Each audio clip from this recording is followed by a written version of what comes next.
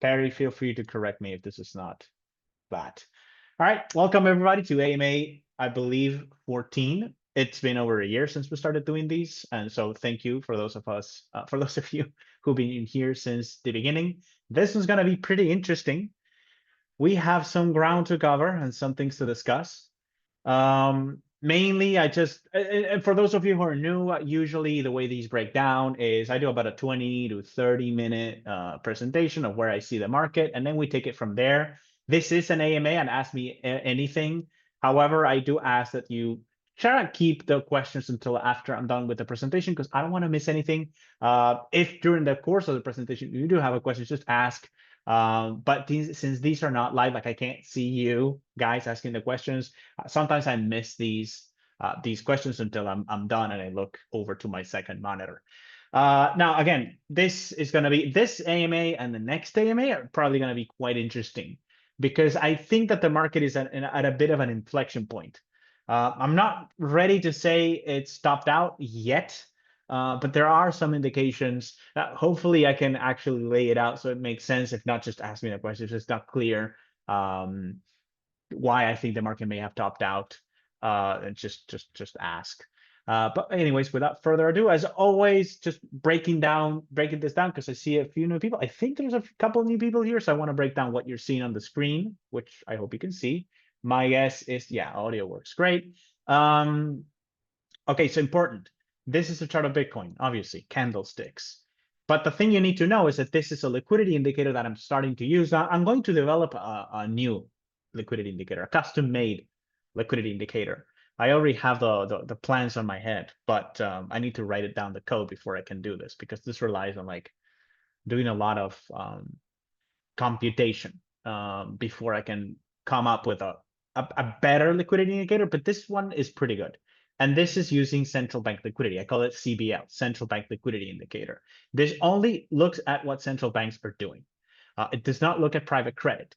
If you go on social media, on Twitter, especially on Twitter, this week, I mean, everybody just unleashed hell on the Zero Hedge account on Twitter because he posted this chart that I think we're going to get to at some point, saying that Bitcoin's fair price is $250,000 because of how strong M2 has been. So this is the narrative, and M2 has been growing by leaps and bounds. It is at all-time highs. Meanwhile, Bitcoin has been stuck. And instead of revising their model and saying, hey, maybe that doesn't work, what I've seen a lot of people do, luckily it's not everyone, and a lot of people I highly respect are not falling for it. And these are not Bitcoin skeptics because the Bitcoin skeptics have always said, no, there's nothing to M2. Liquidity skeptics, I know a few of them, have always said, no, liquidity doesn't work. But that doesn't really explain why it does work sometimes. Liquidity indicators do work. Now, this liquidity indicator is moved forward by 84 days. That is 12 weeks. All right. And so what I've noticed is that there's starting to be this rift between not the skeptics, but people who are into Bitcoin, they're into liquidity analysis, and they're not sold on M2. I count myself among those people. I was never really sold on M2 because M2 is too broad a measure of money and credit. And it just didn't make a lot of sense. Now, it makes sense that you would use M2 to predict Bitcoin. It makes sense that M2 would affect the price of financial assets. I do think it has a very strong correlation with the stock market, for example, but crypto specifically. And again, this is just empirical analysis. This is just looking at charts. I haven't even done the math yet. I've done some, but it's hit and miss. Hopefully, by the time we do the next AMA, I'm going to have like a solid indicator for liquidity that incorporates all manner of credit creation, central bank and private. But so far, this CBL, what I call it, CBL, central bank liquidity indicator, is much better than M2. It is the only liquidity indicator that I know of that topped out on July 14, retested the high. And again, this is not July 14 actually, because this is displaced by 12 weeks, but I say July 14 because I'm not gonna do the displacement in my head. This is actually, this high is actually in April for the actual central bank liquidity. But if we move it forward by 84 days, it is in July, on July 14. That matches one of the exact tops in Bitcoin. In fact, I was just making a video for Weiss this morning, and I was showing how there's a double top in Bitcoin. the all-time high, if I hide this liquidity indicator for a moment, you notice that this is kind of a double top. We have the first high here on July 14, and we have a secondary high on August 14th, a month later. So a month later, we have this double top. Funny enough, this is quite interesting. We did not have July 14 as an important high on the model's forecasts. However, July 14 or 13, depending on which day you want to use, if you use the close or the intraday high, the wick of the candle, that one did show up on our forecasting model. Now, it showed up on August 11. But remember, there is a margin of error here. These can be off by about 4 days. And so, and also, technically, I went into this, I think I went into this last month. Technically speaking, we do have a high on on August 11 that was retested on the 13th, and the rally failed. So Bitcoin tried to rally above this high on the 11th. It tried to rally above it on the 13th of August. And by the 14th, the next day, it crashed. It crashed significantly. This is the worst sell-off we've had over the past in the past couple of months. So it cleared rejection of resistance. So this region here at 120, 125 was clearly acting as resistance. And even though we didn't have this as a high forecast on the forecasting model, we did have this one, the 11th. You can say it's the 11th and then it was retested. You can just say it was the 13th, and that's within the margin of error. In fact, the forecasts have been spot on this year. They've been closer than I've seen them in the past. Sometimes they're not as close. Sometimes the highs are, they can be up to 5 or 6 days off. I would say 90% of them are within 4 days, but actually they can be off by a few more days. That's what I've noticed. But going back to liquidity, this is the only indicator that uses liquidity because it recognizes, yeah, liquidity does play a major role, and it's major. I think I actually honestly think it is the #1 factor, save for a few things. We went into this last month. I have the videos on YouTube if you want to check them out. There's only 2 occasions where Bitcoin did not follow liquidity in this bull market. That started in November 2022. One is ETF approval. So you have the rumors of ETFs being approved, and then confirmation of ETFs being approved. That time period, liquidity was going down, Bitcoin was going up. The second time that Bitcoin did not follow liquidity is after Trump got shot, the failed Trump assassination attempt. Then we saw a 2-week divergence between liquidity and the price of Bitcoin. Liquidity went down, or was actually going down during that time. This is early to mid-August. Liquidity is falling during that time, Bitcoin shooting up, but only for those 2 weeks. And it's funny how it works, because he's speaking at this Butler, Pennsylvania. He's doing the speech, failed assassination attempt. Bitcoin begins to rally, and then as Trump gives a speech at the Bitcoin conference, I think it was in Nashville in 2024. He was giving a speech promising the creation of strategic Bitcoin reserve. Good luck with that.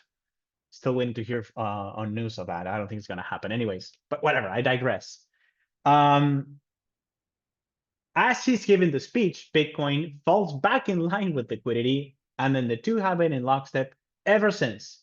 Bitcoin has not deviated from liquidity since that time, since early August of 2024. What I'm trying to emphasize here is these divergence events of Bitcoin doing something that doesn't show up in the liquidity charts. They're rare. These are rare events that don't last very long. So that's where we're at. Now, which measure of liquidity? Well, it's this one that I'm showing you here. It's central banks. This is just central banks. It actually uses the main central banks. I can show you here what it uses. It uses the Fed, TGA. It subtracts the Treasury general account. It uses the reverse repo facility, which is it's empty now, so we don't have to use this. Then it uses the central bank, the People's Bank of China, Bank of Japan, and other. It's like Sweden, Denmark, and a bunch of others. Minor developed market central bank. I think Brazil is there too. I don't know. It doesn't make such a big difference. The two main drivers of central bank liquidity are China and the Fed. Mostly China, actually, not the Fed. Mostly China. It's funny how it works now. They are more influential, at least when it comes to crypto. Far more. Could be because the Fed has been steady and on hold for the most part, and China has been all over the place. Like sometimes they withdraw liquidity because they want to strengthen the currency. And when the currency gets a little stronger, they print money like crazy because they have a massive deflationary bubble that's a massive real estate bubble that's in slow control demolition mode. So it's like a slow decline, just like we saw in Japan in the 1990s. Anyways, I digress again. The point is, mostly the central bank liquidity is being led by the Fed and China. And it's been flat since, again, July 14, which leads us to the present and where we're at now and why I'm a little concerned. Not quite yet, but I'm a little concerned. So let's get into where we're at now, because it is critical to understand where we're likely heading next. And I'm going to try and prove this scenario, which is not the most bullish, let's just say. It's a little bearish. One of the within this scenario, there is a possibility that the bull market actually ended, technically speaking, ended on August 13. Now, it's still not my base case because as a cycles guy, we have seen plenty, not many, but we've seen 3 or 4 of these 4-year cycle highs. So the end of a bull market, just so we're doing it from a cycle standpoint, is just a 4-year cycle high. It's nothing else.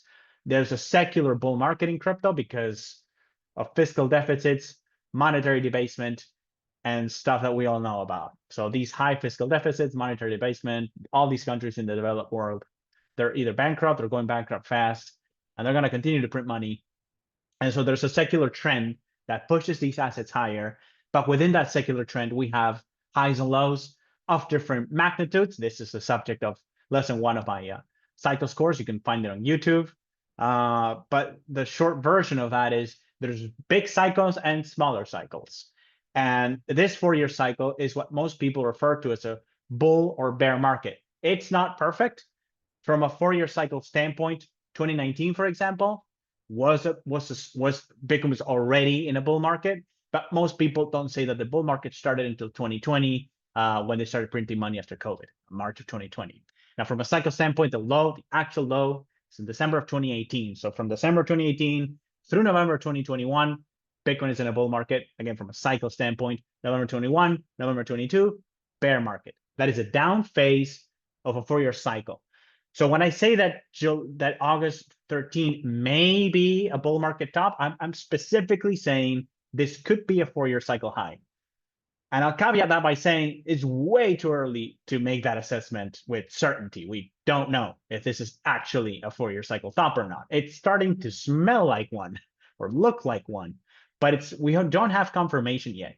And this is where I remind everybody that there's basically 2 models that we're using here. We're using or 2 indicators. We're using cycles to tell what happened in the past, to make sense of what happened in the past.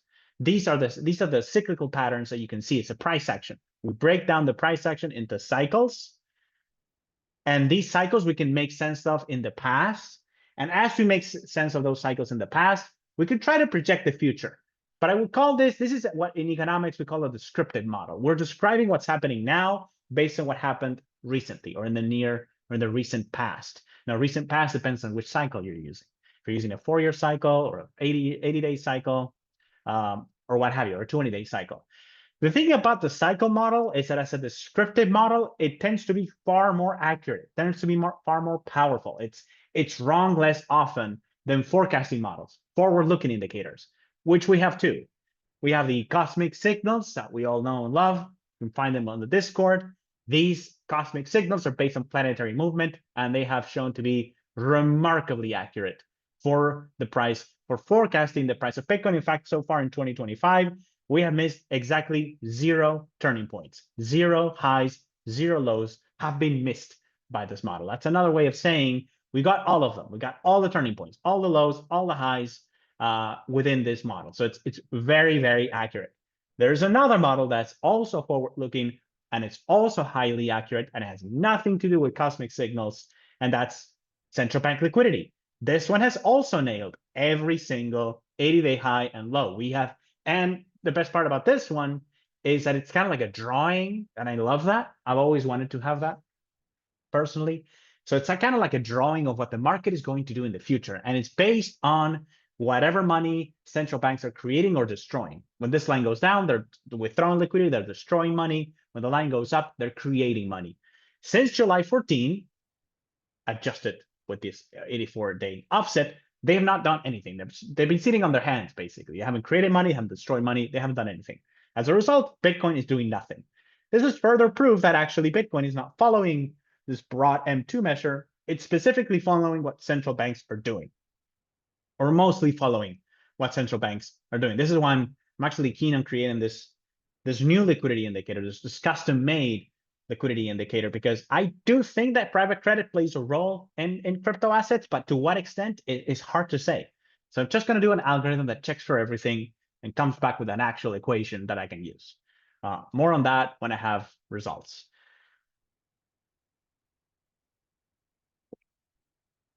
So central banks have been on pause. They're not printing. As a result, Bitcoin has been on pause. But so we can't really look at liquidity and tell what's going to happen, except we have been able to kind of nail some of these highs and lows using both liquidity and the forecast, the cosmic signals, because, well, we nailed this high here. I said last time, this window between the 13th of September and the 20th of September, that's the next important high. And sure enough, it was. However, liquidity was telling us to expect a rally between this low on the 3rd of August and the high on the 20th of September. That didn't really happen. Bitcoin tried to break out, it failed. Then it tried to break down, it failed. It made an 80-day cycle low here. And I'm going to get into these 80-day VTLs in just a minute here. Why is the cycle model so important? Because Bitcoin crossed below the 80-day cycle low VTL, and we're going to use Perry's version, which uses a low, because in this context, it's actually better. And Perry actually want to get into that in just a moment, because when I said that it doesn't matter if you use the lows of the candles or the close of the candles to draw these VTLs, well, the next VTL, I literally checked, it makes no difference. So usually it makes no difference. Now, in a future version of the model I'm going to test both. But anyways, I digress. When Bitcoin crossed below this VTL, this 80-day low VTL here, let's make this one, let's change this one to a dashed line. Yeah, this is better. So because this is not I wouldn't say this is a confirmed, it's not confirmed yet, this VTL, but this one is. This one connects both 80 days, the 80-day cycle low from April 7 or 9 with the 80-day cycle low on June 22. We connect those two lows, classic 80-day low VTL. Once we have that low VTL, we notice that Bitcoin crossed below it either on the 18th of August or the 19th of August. Now, why is that important? Because so far in this bull market, every single time that this VTL was crossed, a multi-month correction followed. The shortest one was 60 days, and it happened here in 2023. I think I went over this a million times, but it bears repeating because it is important. Every time we have seen these VTLs being crossed, here's the one in 2023. This is the first, I mean, every single time in this bull market, not in previous bull markets. Bitcoin has behaved differently in this cycle, and every cycle is different. Every cycle has a thing that makes it unique. Well, the thing that made this cycle unique is that you have these very pronounced, very regular 320-day cycles. So they're made up of 4 of these 80-day cycles. This is the shortest correction that we have seen post following the crossing of a VTL. This one in 2023 was crossed also in August 17th, almost the same as now in 2025. And not much downside, but do notice that Bitcoin falls for a little, then it goes nowhere for months, and it breaks out on October 23. So you can say that between the crossing of the VTL and the actual breakout, 2 months went by, more than 2 months went by. So that's 2023. In 24, we have one crossover 2. This one I know very, very well because I remember it very, very well for some reason. This was the one in June, mid-June 24. VTL gets crossed in June, and Bitcoin doesn't break out until much later in late October of, well, actually, technically the breakout would be here because this is the 80-day top. So what I'm doing is basically measuring the time between the crossing of the 80-day low VTL and when's the next time Bitcoin crossed. After that, when did Bitcoin cross above the last 80-day cycle top? In this case, it took place here in October. It's actually late October too. So late October, we have June to October, we have 4 months. 4 months go by and Bitcoin does nothing. The same thing was true in 2025. Now, I'm going to get into a couple worrying signs that we're seeing. Some of them are obvious. Some of them you may have noticed. Some of them maybe you haven't. But in 2025, we've already had a crossover. So far in the bull market, only once per year. Only one VTL crossover per year. That leads to a correction, let's just say, between 2 and 4 months. Okay, we have one of those also in 25. We've already had it. We had it early in the year. Arben, this is when I met you. I met you when this was taking place. And I believe we talked about this because I was like, I don't like this market. And the reason I didn't like this market, well, you can see it now. Bitcoin was crossing below the VTL. When we were at the Real Vision conference in Miami, Bitcoin was about to cross the VTL. And I believe that a few days earlier, on the 27th, I don't think the conference was on the 27th. I don't remember. What I do remember is just the fact alone that Bitcoin is getting close to a VTL, it usually means it's going to cross below. Usually these VTLs are tested a few times and then boom, Bitcoin crosses below. So the fact alone that prices are getting close to the VTL here in late January, bad sign. It's a bad sign also because the rally had only been going for like 45 days. Usually Bitcoin rallies for a few months before crossing below the VTL. Not so in 2025. That was a major red flag for me. Anyways, we have the crossing over of the VTL. Let's call it February 2nd. And no 80 days. We have a long 80-day cycle correction following that. And the next 80-day cycle crossover takes place on May 18. May 18, right there. So that's about what, 3.5 months. That's about 3.5 months. So you can see between 2 and 4 months, correcting, going nowhere, staying below the last 80-day cycle top when these VTLs are crossed. Couple things there. One, we've already had one in 2025. So honestly, I wasn't really expecting to see another one. I was expecting the market to pick up momentum, perhaps accelerate into a climactic end to the bull market sometime in Q4. Instead, it appears that we're not going to get any high in Q4, number one, because we don't see it on the liquidity indicator. Just going to bring it back in for a second. We don't see any climactic top in Q4. We already have all of Q4 on this indicator. We can see all the way through December 18, and it's just a whole lot of nothing. It's just sideways movement. And Bitcoin is doing a whole lot of nothing. I expect this relationship to continue. And so no climactic end to the bull market sometime in Q4 of this year. If anything, the bull market top has already taken place, which brings us to the present. This crossover here also mid to late July. Mid to late. I keep calling it July. Mid to late August. So mid to late August, the second crossing over of a VTL during the same year. Already a bit more bearish than we have seen before. All right, I just showed you 23, one crossover, 24, one crossover, 25, two crossovers. And if you just look at how much Bitcoin has gone up in 2025, not much. Let's see, where's the start of the year? There. Oh, well, the start of the year is actually at 90. So it went up 20%. So it was rallying by double digits until 2025. We're only up 20%. So the bull market has stalled. It hasn't ended officially yet, but it has clearly stalled.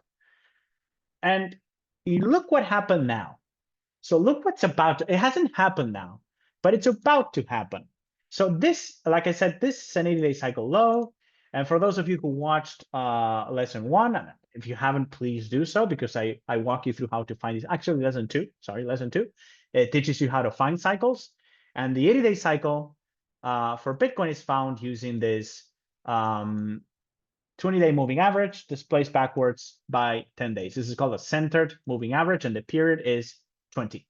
So this is it right here. The blue line highlights 80-day high cycle highs and lows for Bitcoin. Again, this is lesson 2. I teach you how to use them and where they come from, not the math behind it, because I try to keep it simple.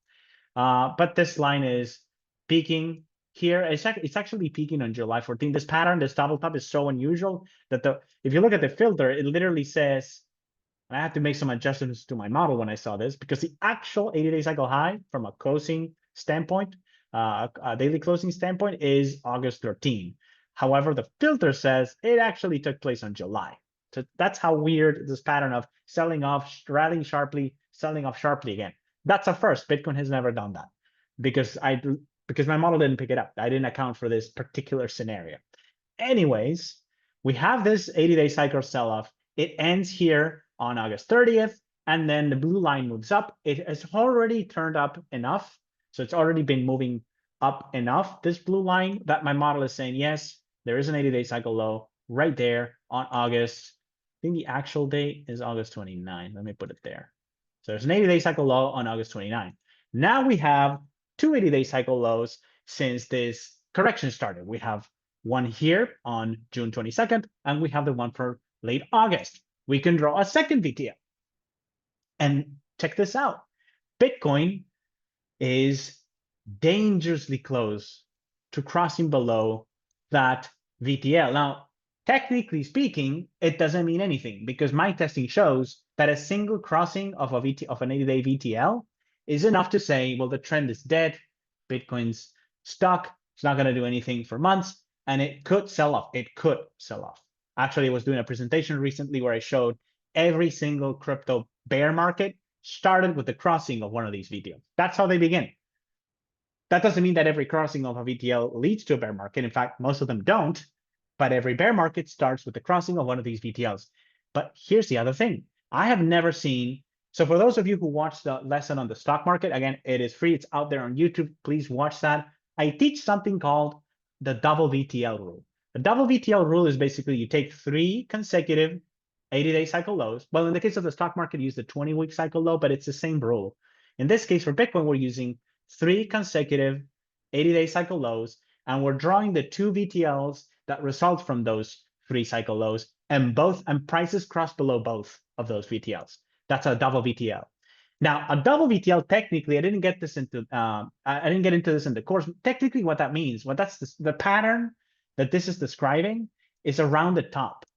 It's prices going up, then prices go sideways. That is confirmed by the first of the VTLs getting crossed, and then prices turn down as the second VTL is crossed. Now, this is literally how I would say maybe 90% of stock market corrections are triggered this way. You can see them coming because the double VTL rule triggers.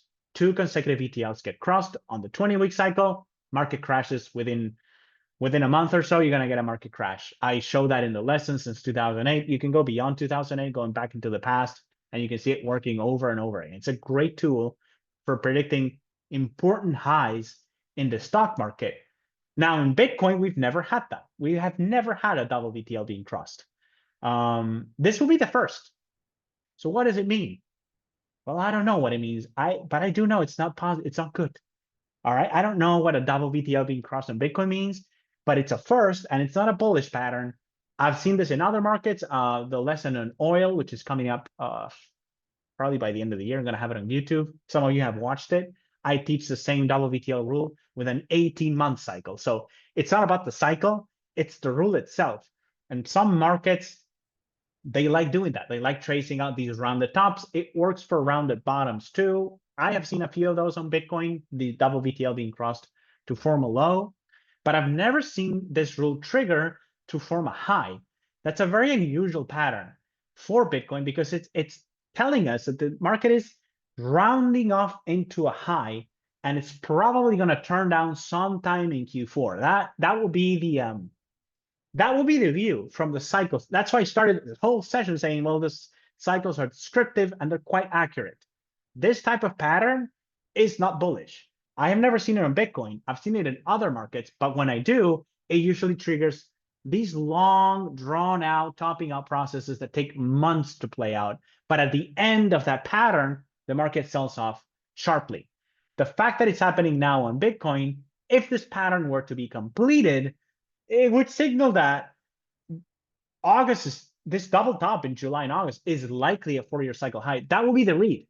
That will be the read that we're forced to make is, yeah, this looks like it's over. Now, I will say it hasn't happened. As of this recording, it has not happened. So Bitcoin is still above it. You can see that it's testing it. And this morning, it got dangerously close to it, but it managed to rally above. Maybe it will stay above. Here's why I'm not so confident that it will. I'm looking at liquidity again. So I'm looking at liquidity. Here's liquidity. Liquidity is telling us if I fit the curve, I need to fit the curve now because Bitcoin is really not following it. So we fit the curve. There we go. That will be it. That's a nice fit. There we go. So you can see that Bitcoin did top out alongside liquidity. We had this forecast for a top on liquidity on the 23rd of September. The forecasts that I have on liquidity that I'm going to share in a minute, they show a top actually being on around here on the middle of this pattern, because later I noticed you could make the case that the area between September 4 and September 23 is just liquidity really moving sideways. It's only a high on the 23rd because it rallies for a couple of days. That's not really how we should read liquidity anyways. And so you have this sideways consolidation here, which matched this sideways or this reversal window, quote unquote, that we have on the forecasting model between the 13th of September and the 20th. So what I'm trying to say is both the forecasts that have been super accurate so far and liquidity, which has also been super accurate so far, they both point to this mid to late September high being important, significant. And both the forecasts and liquidity tell us that the next key low is going to be in October. Now, here's the thing. If Bitcoin is to avoid breaking below this trend line, it needs to rally significantly. It needs to put some distance between it and the VTL. And what would it take for that to happen? A significant rally. And honestly, Bitcoin would need to just at least go back to 120,000, 120,000 and stay above. Maybe Bitcoin manages to have a strong rally, let's say back to the all-time high, let's just say, let's paint that scenario. Then maybe it can sell off, make an October low, and avoid crossing the VTL. Suffice to say, at this point, the way things are laid out in front of us today, this is very unlikely. This is very, very unlikely that Bitcoin can manage to do anything that resembles this. To make matters worse, October 17 is the second highest reading for a low in the forecasting model. Similar readings we have seen since 2024. Actually, I've only seen two that are stronger than this one from October 17. One was April 7, a very significant low. And the other one was, this chart is getting cluttered. And the other one was October. I've told that story way too many times, so I'm not going to say it again. But the other significant low reading that I had on the forecast was this extremely significant event. It doesn't look that significant now, but it was at the time. This crash in the first week of August of 2024. What I'm trying to say is when we have seen high intensity forecasts for lows so far, we have seen significant corrections preceding that low. What I'm trying to say is I'm fully expecting Bitcoin to have a significant down move as it goes into October 17. Now, maybe I'm wrong, and maybe this is the one that proves the whole theory of high intensity readings leading to high intensity lows or high intensity moves ahead of those lows. I don't think it's always going to happen that way. I did not design this particular model to work that way, but I've seen that happen. And so at this point, we have, it's all about whether or not Bitcoin can manage to stay above this VTL. Now let's paint it back solid and get rid of this. Bitcoin needs to stay above this VTL, but it doesn't look likely. It just doesn't look likely because Bitcoin would need to put in a significant low in order to avoid that crossover. But here's the thing. The two models that we've used to forecast every significant low so far, none of them are pointing to a low now on September, September 25th. None of them point to that. So there's just no indication that there's going to be a significant low right about now. None.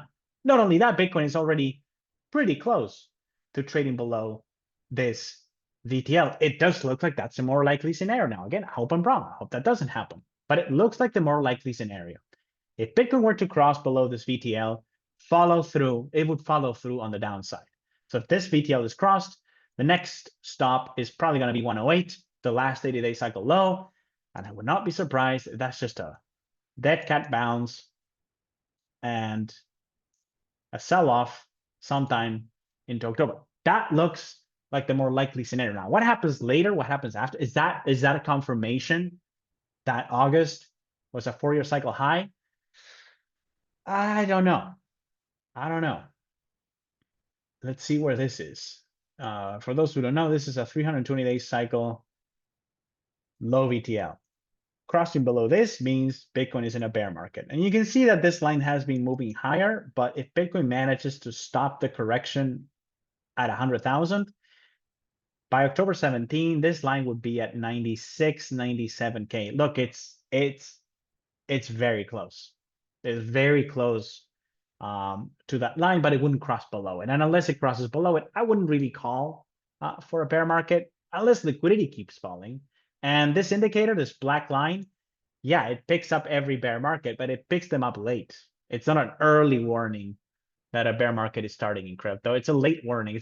It's not late, but it always it happens after a few months. The last time, if we go back to 2021, the highs in November. If we draw this indicator, this 320 low VTL, we get it right. It's right around here.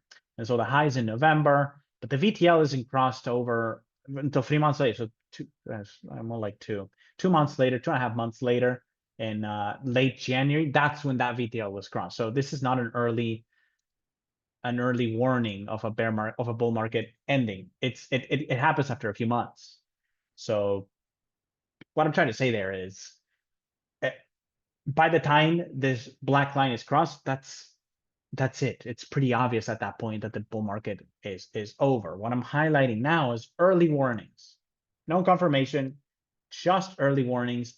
And before I move on to proper AMA, proper Q&A, I will say another thing that I'm watching is this, the fact that liquidity, and guys, this is super interesting. Liquidity actually peaked. You see this high here on December 9, I wrote about it on the Discord. If I remove the offset, if I get rid of this offset, boom. Let's get rid of the offset. Let's get rid of this, all these lines. We don't need these lines. Let's get rid of all this clutter. Too much clutter. Now let's get rid of the offset on liquid, because guess when this peak happened? I bet you won't guess when it happened, or maybe you do. Let's get rid of the offset, because remember, this chart is forward looking, 84 days. But if we just shift it to the present, right there, you can see the peak. Where's the peak? September 16. So when did this peak in liquidity and this latest sell-off in liquidity, it's not technically a sell-off, this, well, what would you call it? Decline. This recent liquidity drain started after Jay Powell cut rates. So he came out, he cut rates. He said he would cut twice more this year. He said he would cut again in 2025. And what does liquidity do? It goes down. It got drained. That's not good. If the guy's cutting rates, he's concerned about liquidity conditions being too low. Instead, the reaction you get is liquidity goes down after he cuts. Not good. This is not good. He's trying to lift liquidity higher. He's getting the opposite. There's some anecdotal evidence of that being the case also if you look at the bond market. Since Jay Powell cut rates, bonds, come on, don't do this to me. Use 2-year. What's going on with this? Oh, it's hidden. Sorry, my bad. Anyways, slide TV. This is the same low. So it corresponds. There's actually very high correlation, inverse correlation between interest rates and central bank liquidity. I've seen this again and again and again. It's highly influenced by that. So you can see here that rates bottomed on the day that Jay Powell, or the day before Jay Powell cut rates. They have been rising since. And this is the dollar index. This is not liquidity. They're doing the same thing though. The dollar has been rising since that. That doesn't make a lot of sense either, because the dollar should be softening into a lower rate environment.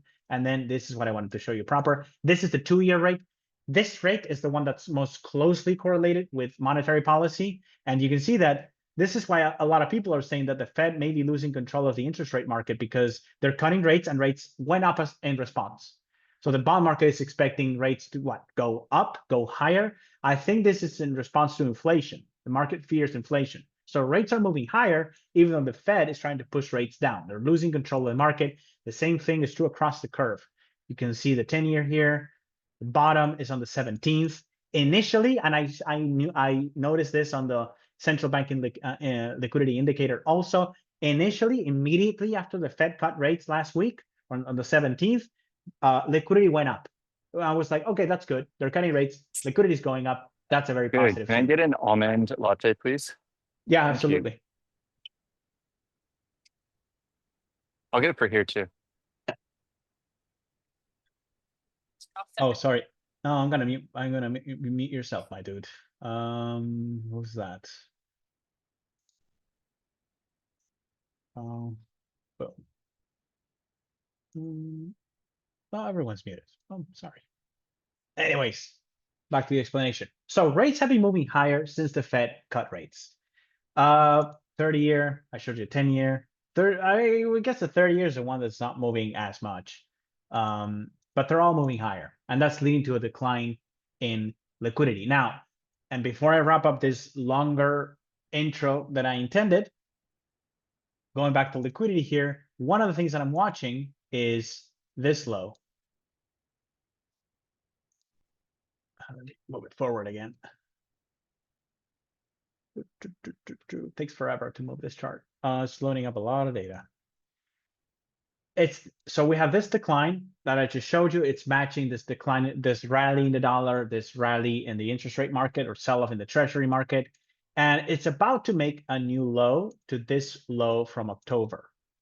I definitely don't want to see that. I don't want to see liquidity fall below that, because that's also an indication that the market has maybe topped out. Now, there's other things, but I'm probably going to ask about that. So I'm just going to move on to your questions now. If you have any, Perry usually asks the best questions. So I'm going to give you guys some time, because I don't want to draw this out too long. I can actually show you.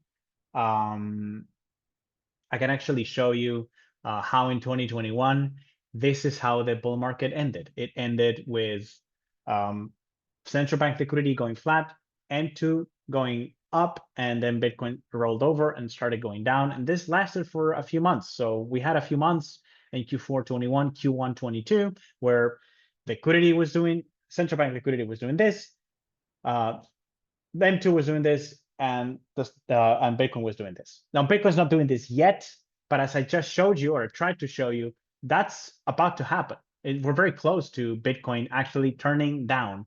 And if it turns down in this context, this is pretty, again, it's no confirm. I wouldn't call it confirmation, but it's a very, very strong signal that the bull market is potentially over. I died an untimely death, because this is early for a bull market to be ending, but that's what seems to be happening. All right, so thanks, Perry. Amazing job. Thank you. So question, maybe the liquidity index could also have a smoother moving average version that is used to line up with the chart price action. Perry, yes, I've thought of using a moving average to the liquidity indicator. In fact, I could do it technically, because since it is a forward-looking indicator, I could maybe use a 10-day moving average to smooth out the liquidity curve, and I can offset that by, instead of moving this thing forward by 84 days, I could move it forward by 79 days. And in that case, we will be able to look forward 79 days, but the curve will be quite smooth. Actually, that's a pretty good idea. I'm probably going to do that, actually. So I just see, this is why I like this interaction, because that's a good idea. I should do that. I think that's going to make things a bit more clear. Because there's a lot of noise here, but just visually you can highlight where the highs and the lows are, and those are the good predictors of turning points in Bitcoin. But yeah, there's a lot of noise, a lot more than with price when you're looking at this central bank liquidity indicator. So Zero Hedge is saying,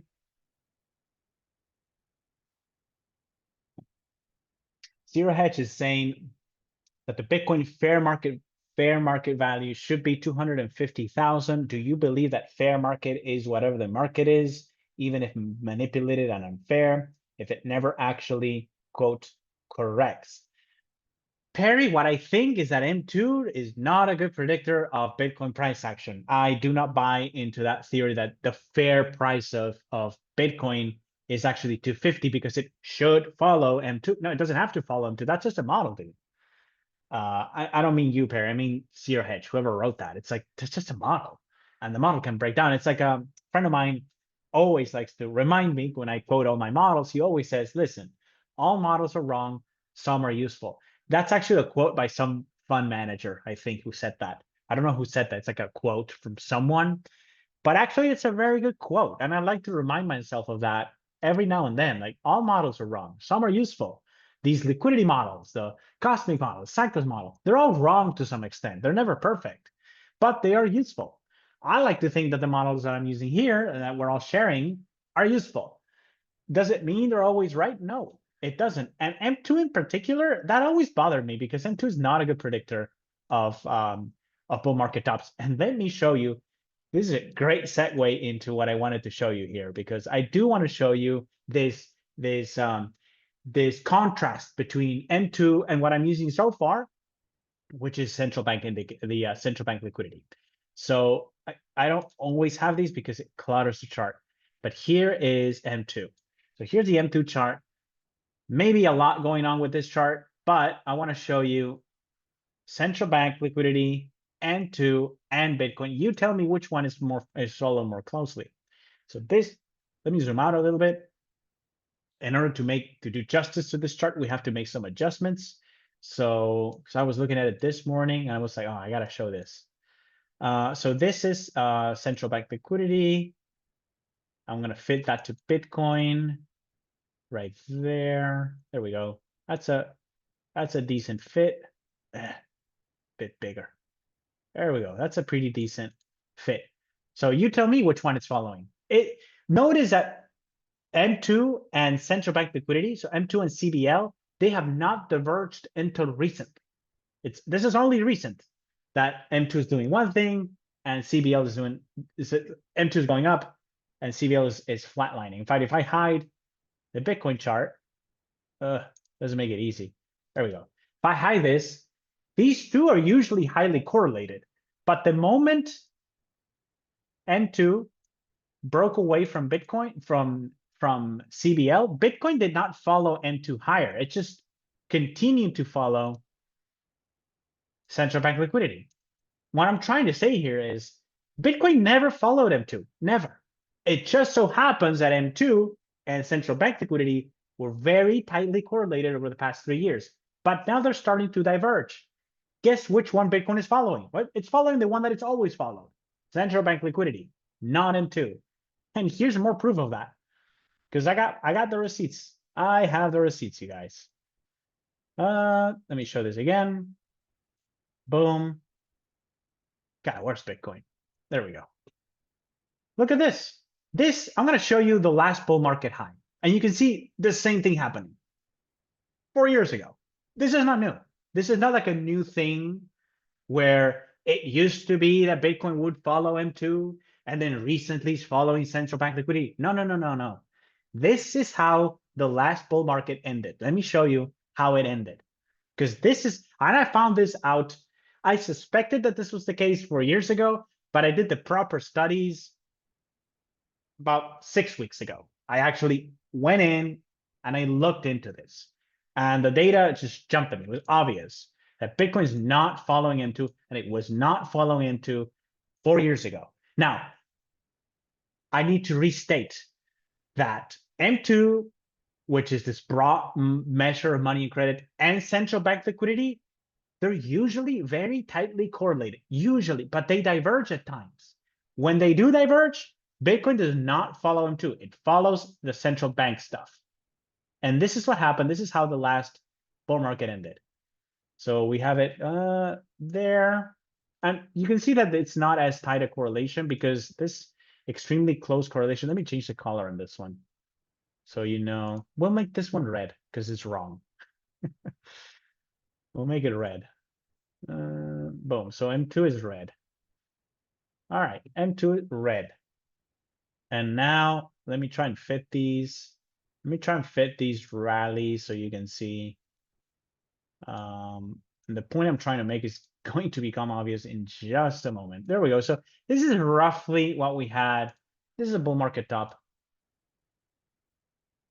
There you go.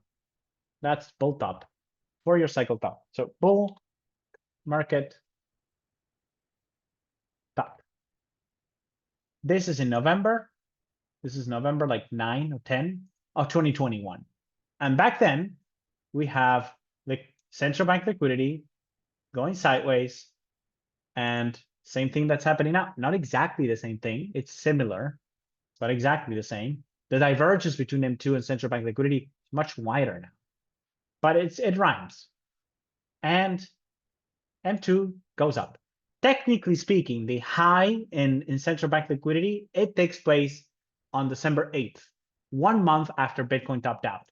The high in M2, well, it took place on June 22nd, 6 months into the bull market. In fact, by June 22nd, Ether had ended its bear market. That's how late M2 was compared to central bank liquidity. That's how late it was. It missed the whole bear market. So if you were following M2 and you're trading ETH, you're thinking, man, this thing is going to pick up at some point, right? Wrong. It missed the whole bear market. By the time M2 topped out, ETH bottomed. It wasn't even following M2. And the same thing is true now, by the way. If you look at M2 and ETH, we're going to look at it now just to get an update. No correlation. If you look at ETH and central bank liquidity, perfect correlation. In fact, again, I'm working on the proper math proofs that this is the indicator to use because I think I can prove it mathematically. A lot of people are using correlation, they're using linear regressions, or that's not how you do this. So you need to take some time to prove these relationships. But visually, hey, 2 sets of eyes usually works way better than an algorithm. Visually, it's clear that they follow central bank liquidity, not M2.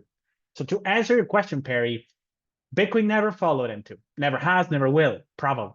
What it follows is central bank liquidity. And just like in 2021, where the market ended as the growth of central bank liquidity stopped, because this is kind of a takeaway for me, when the growth in central bank liquidity stopped in December of 2021, the bull market ended.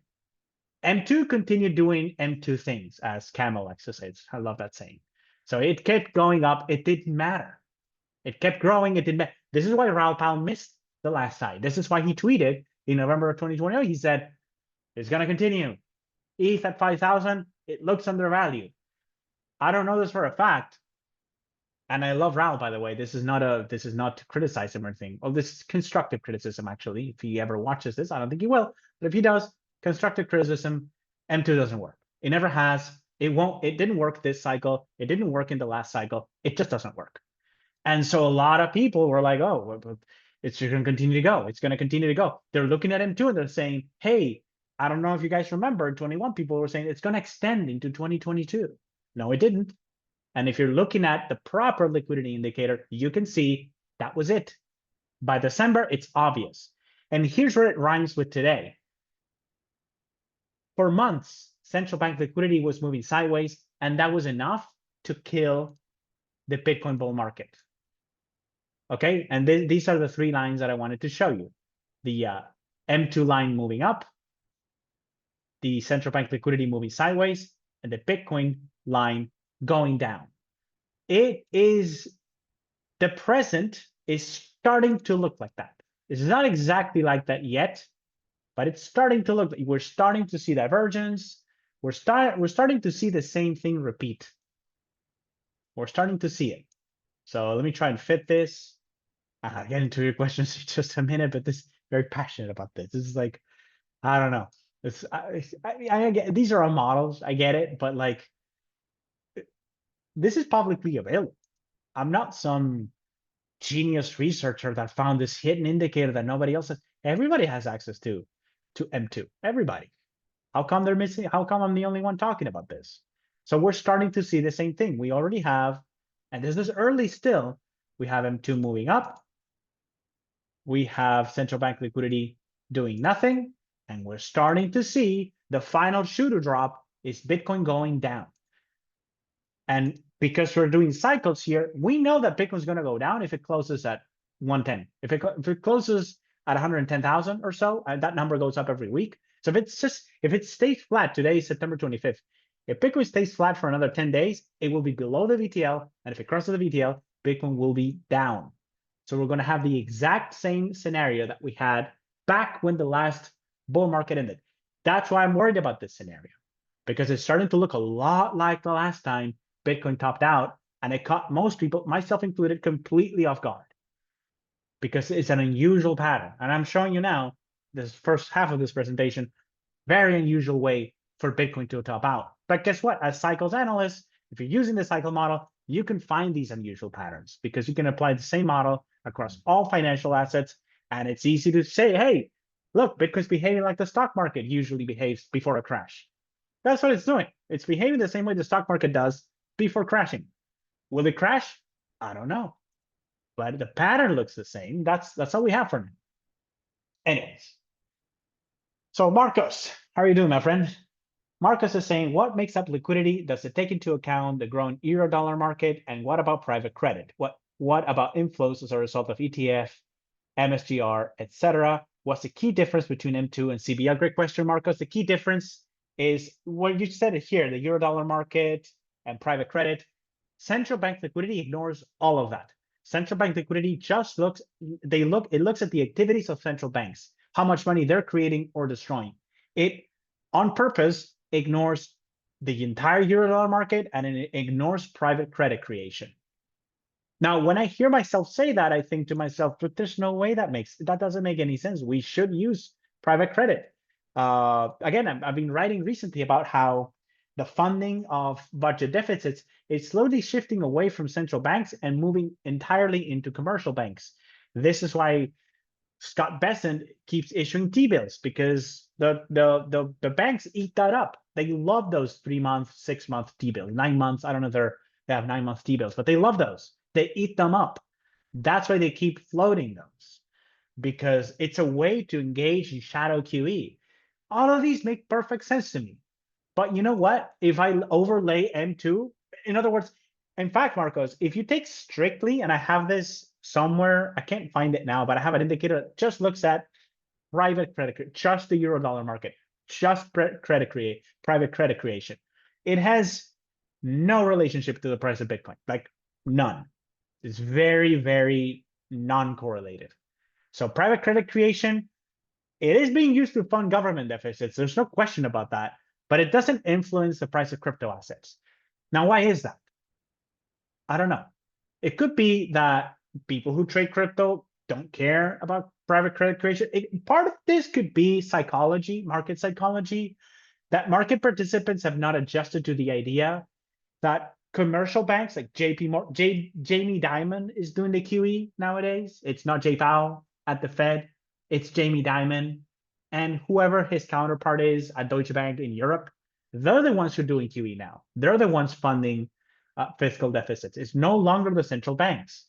Now, whatever the reason may be, the fact remains, private credit creation is booming, but it is not and has not affected crypto for years. That's not what you need. You need to look at central bank activity, just central banks. And again, as I'm saying this, I do think that might change in the future. I do think there's a scenario where Bitcoin actually does what people are expecting it to, with zero hedge, or Raoul Pal expected to do, when it just catches up.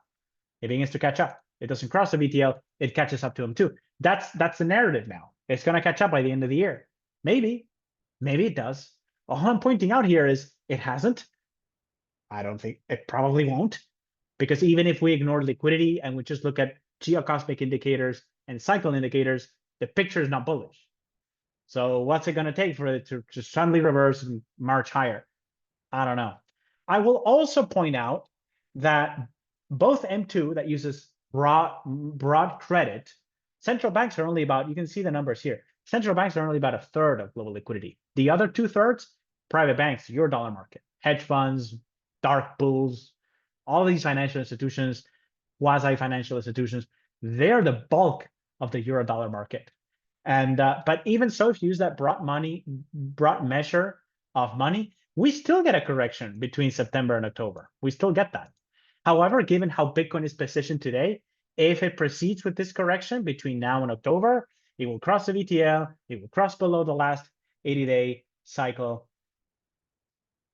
below the last 80-day cycle low. And at that point, the picture, it starts to look neutral at best.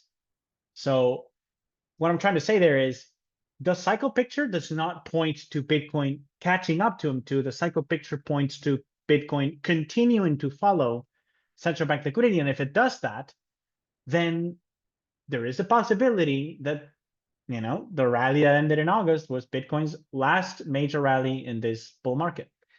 All right, so I hope I explained that. By the way, I wish I had better news. I'm sharing my analysis here. I don't take pleasure in saying this. It doesn't hurt me. It doesn't make me happy. I'm just sharing what I think. It's just share what I'm seeing here. And to my knowledge, I'm the only one who's concerned about the market here. Hey, maybe I'll be wrong because I'm the only one who's concerned. I think other people are concerned too, but I've never seen people use central bank liquidity the way I'm using it. I've not seen that. I wonder why, because again, this is not a custom made indicator. This is actually built from data that is available publicly on TradingView. If you have a TradingView subscription, you can build this indicator. In fact, I built a different one, and I'm going to build a custom one. Hopefully, within the next 4 weeks, I'll have a custom built. So Marcos, this actually may answer your question too. I'm going to try and build a custom made liquidity indicator that looks at private credit and also so the whole euro dollar market and also central banks. And it's going to try and find the right combination between the two. I do think that private credit must have some influence on the price of crypto. It has to. Here's a very simple example of why it must have some influence.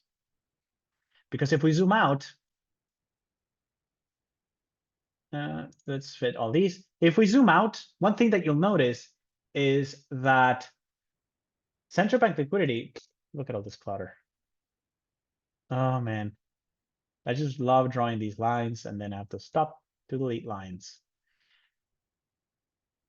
All right, so even though I do think that Bitcoin follows central bank liquidity more closely, I will point out that M2 was growing and CBL was going down, but Bitcoin was going up. So from that perspective, it looks as if Bitcoin is actually following M2. That's not really how you should think about this, though. I actually broke this down in a video that I put on YouTube. If you exclude the ETF-induced rally and the Trump failed assassination attempt, Bitcoin probably would never even be it wouldn't have been in a bull market. That said, that's an explanation. Another explanation is that M2 or private credit does play a role into the price of, it does explain part of what Bitcoin is doing, but not completely. Maybe every dollar that is created by the private market doesn't translate into like a fixed amount of price movement for Bitcoin, and you need to adjust. That's what I'm thinking. That there must be an adjustment, that there must be a way to sum up central bank liquidity and private credit in such a way that you take both into account, but it's not one-to-one. That I can assure you. It's not one-to-one. And if you look at this, if you look at ETH, I mean, look at this chart. Look at this, and this is since 2024. All right, this is since the start of 2024. ETH is clearly following private credit. Sorry, central bank liquidity is not following M2. This is the chart of M2. It doesn't follow it at all. While it's going sideways, ETH is going down. So ETH follows central banks very clearly.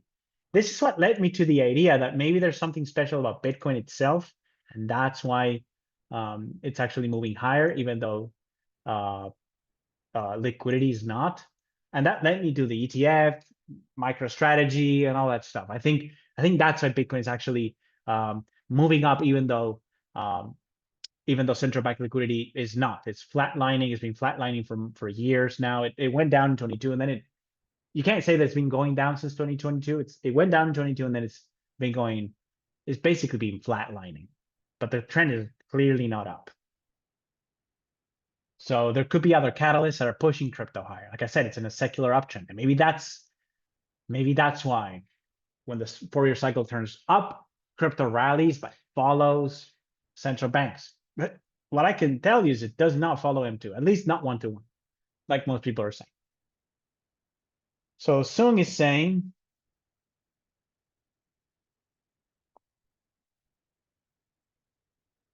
asking, so he's asking if the current Bitcoin cycle has already peaked, it would confirm the diminishing returns theory for crypto cycles, 100%. Perhaps this also suggests that future long-term corrections will be less severe. Yes. Sung, yeah, that's a great point. If like I said, I'm not affirming this yet. I'm not ready to say this is the Fourier cycle top. I'm not there yet. I'm close, but I'm not there. Let's get rid of M2, at least for now. let's say Bitcoin does end up crossing this VTL. To me, it's all about this VTL. Bitcoin crosses below this VTL. Stick a fork in it, I think is the saying. It's probably over at this point. Again, markets are probabilistic. There's no certainty until you have absolute confirmation. The crossing of the VTL does not confirm the end of a bull market. Doesn't. It's a strong indication, though. At that point, it would be 80%, 80-20. The top is already in. That's where I'll be at. Just being honest. This VTL is crossed. I think it's done. But maybe something can save the price of Bitcoin. Now, let's say, like Sung is saying here, great question. What if this happens? Is it going to be a severe market crash? Notice that this Bitcoin bear markets usually see the price go down from the top about 80%. So let's just do a mental experiment. I don't know what the result is, but let's do an 80% correction. Let's do an 80% correction. There we go. So Bitcoin would go down to 25,000. That's basically the low in the last cycle. So let's say, for argument's sake, and again, I'm not saying that, but let's say this bull market has already ended. Bitcoin is going to go down 80% like it normally does. Well, it would go back down to 25,000. Do I see that happening? Yeah, no. I think like you pointed out there, the diminishing returns of cycles, it should cut both ways. I agree with that. I have noticed that crypto's corrections have been getting longer, but more shallow. This correction here, for example, this is one of the worst. This is probably the worst correction. The Q1 correction that we had in 25 was probably the worst in the whole bull market. I don't think it cracked 30%. Let's see. No, it did. It's almost, not quite though. No, well, okay. So let's use closes just to stay consistent. I always measure these on daily closes, and it's not even, so it's slightly under 30%. All right. So these 30% corrections used to be super common. They used to take 80-day cycle corrections used to be anywhere between 20 and 30%. Now the 320-day cycle corrections are less than 30%. So we're already seeing this. There's some evidence here that the rallies are getting more shallow, but so are the sell-offs. So I don't think if this bull market has ended, Bitcoin's not going to go anywhere near 20,000. I don't think so. Maybe 50. That would be my guess. Just a guess, because I think at 50,000, Bitcoin's market cap is $1 trillion. There's so many corporate buying programs and the ETF and all this Wall Street money flowing to Bitcoin. Plus, we have bankrupt governments, permanent deficits. M2 is growing. Like they're throwing tons of liquidity at the world. So I would call this, even if this is a 4-year cycle high, the duration of the correction is usually 12 months. Okay, so the duration of the down phase of a 4-year cycle is 12 months. I would expect that to continue. I would expect it to be 12 months. But during those 12 months, I would expect Bitcoin to go down to maybe 50,000.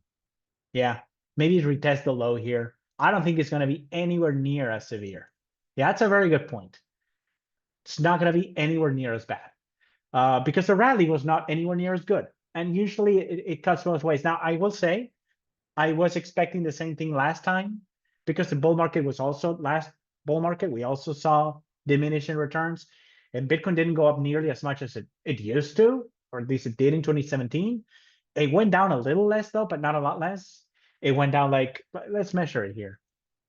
So the last bear market was,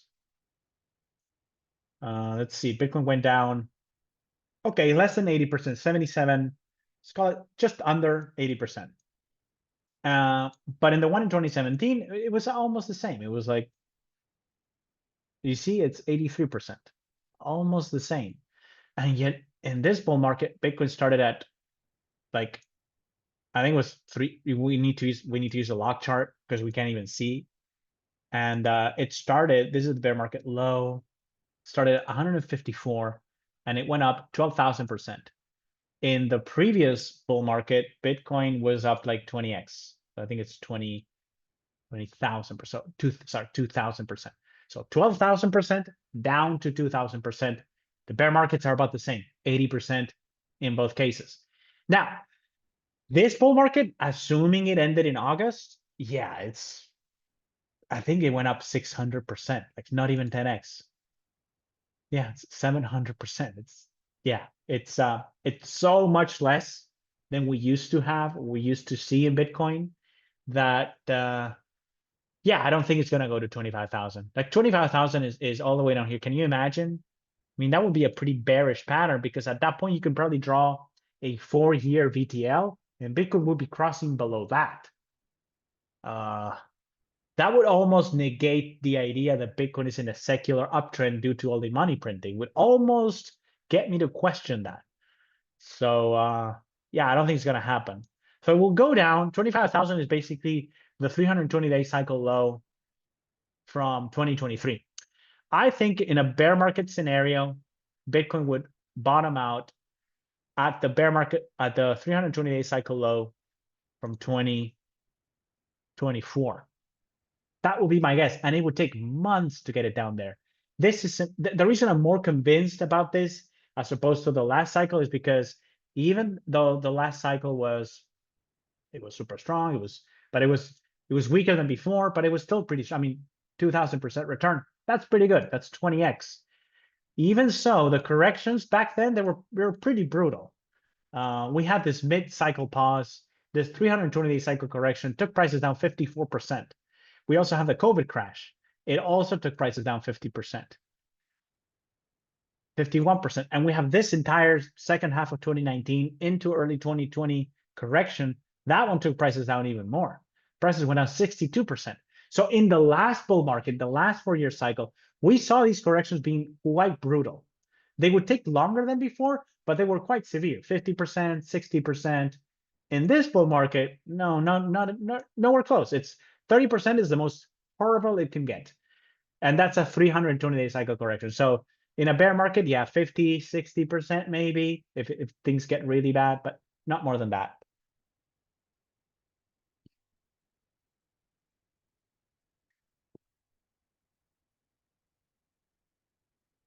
Maybe the coming bear market bottom. Perry says will be the previous cycle top 70,000. No, that's not enough, Perry. I don't agree with that. The reason why is 74,000 was tested on April.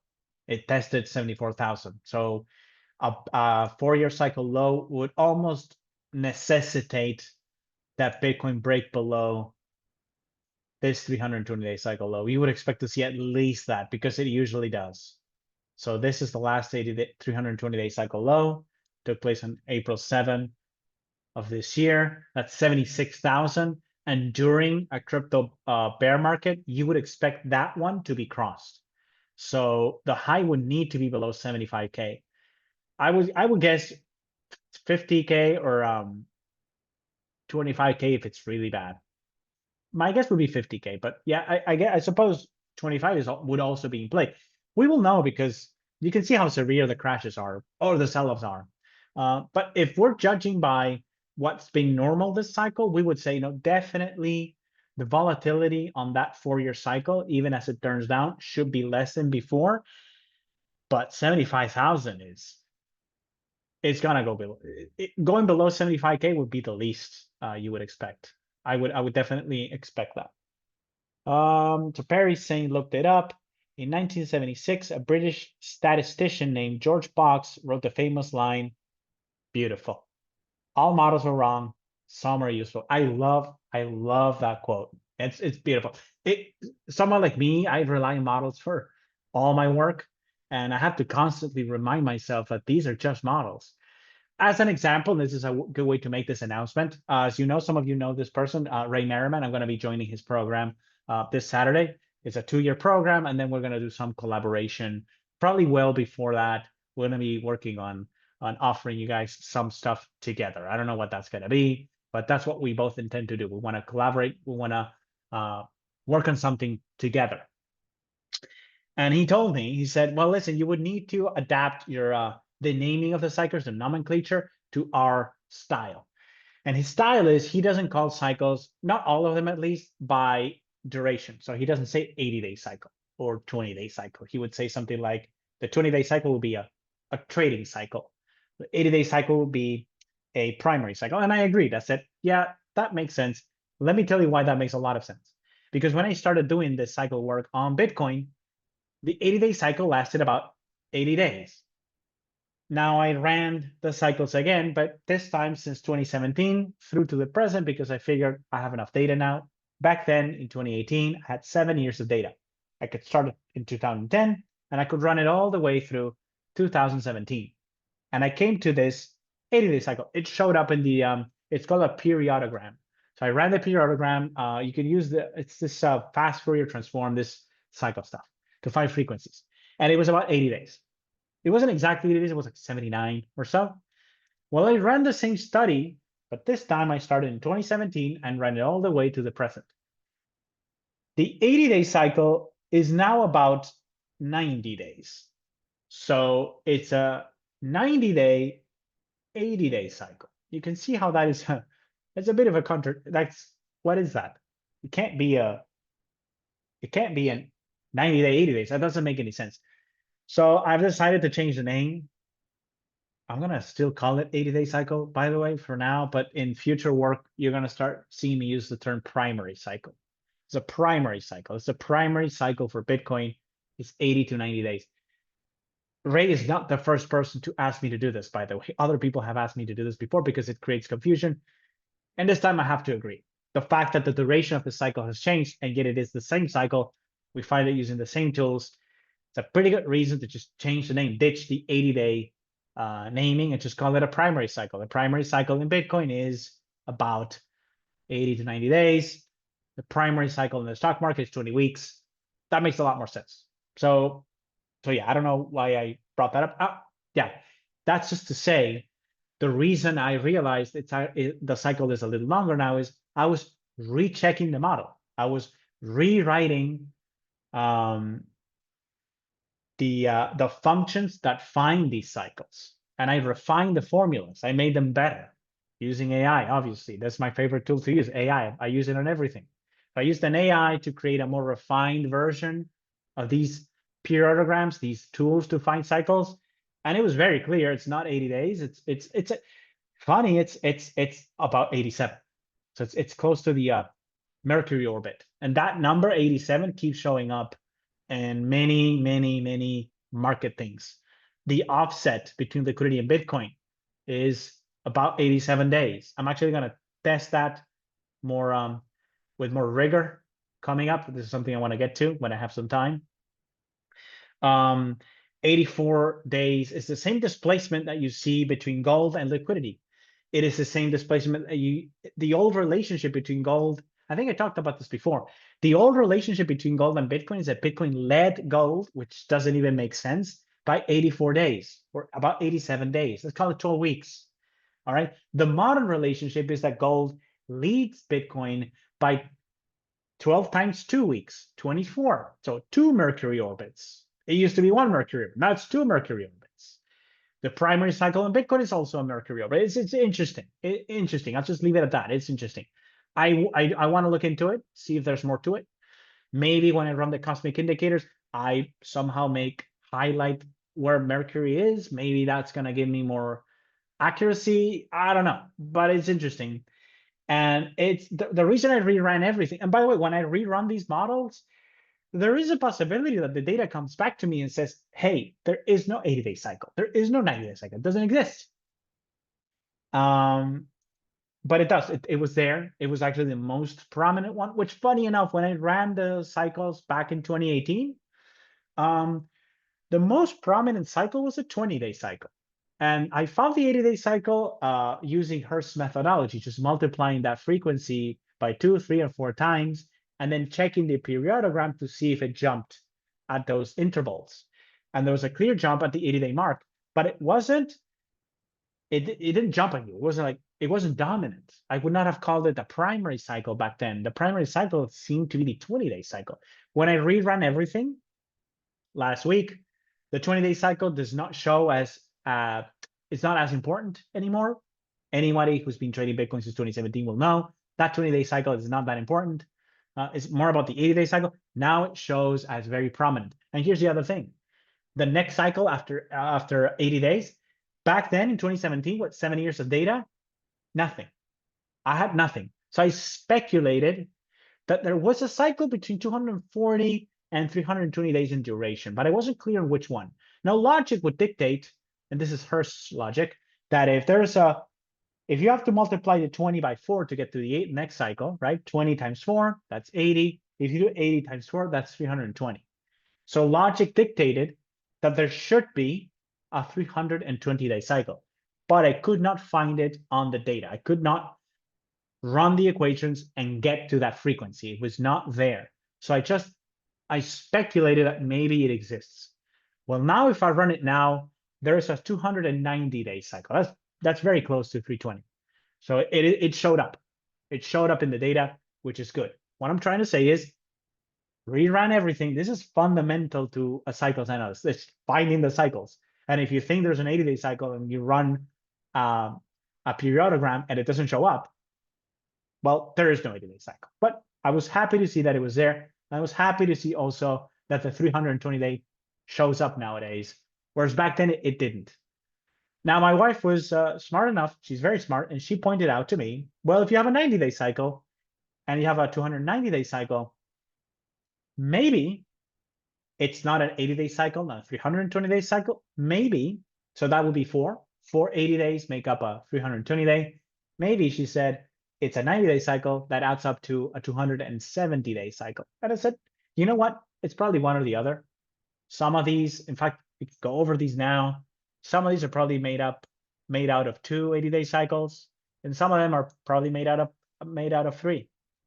Actually, let's see if any of them are made out of 3. Yeah, you can see one here. No, this is 4. 1, 2, 3, 4. 1, 2. What I pointed out to her is it doesn't really matter if you follow the methodology of using filters to find cycles. It doesn't matter.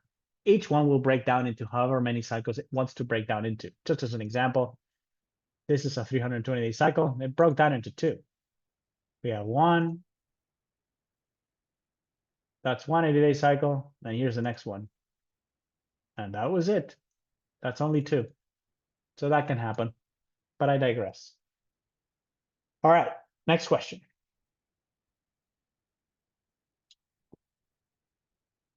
So Perry's asking, long shot, what if the banks inject a ton of liquidity suddenly soon? Unforeseeable reason, cyber crash or war, which brings the liquidity line way up again. The projection will be in 2026 on the chart.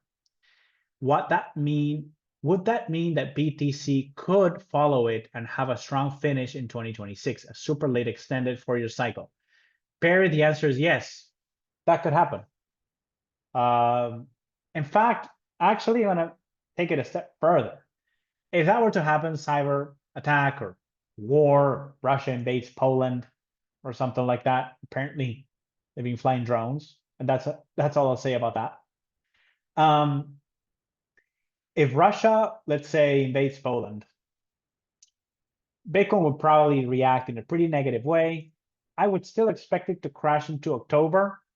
But if by October, central banks come out and say, we're going to print a boatload of liquidity, which is going to flood the markets with liquidity, I would not expect the normal 3-month lag effect to take place. I would expect Bitcoin to surge immediately.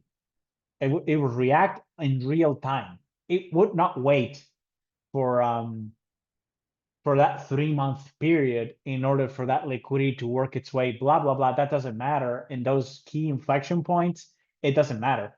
For example, last time that happened, it was right here during COVID. And notice that even though 84 days is the normal offset, look at this thing. So look at this. When is the low? I took out the offset to liquidity. There is no offset now. You can see liquidity flatlining into early March, and you can see the moment central banks begin to print money on March, I think it was March 23rd. Bitcoin reacts immediately, no lag. In fact, it reacted ahead of it because Bitcoin made a low on the 12th. Already was starting to smell that something was going to happen. Maybe. Let's zoom into that and see if that makes any sense.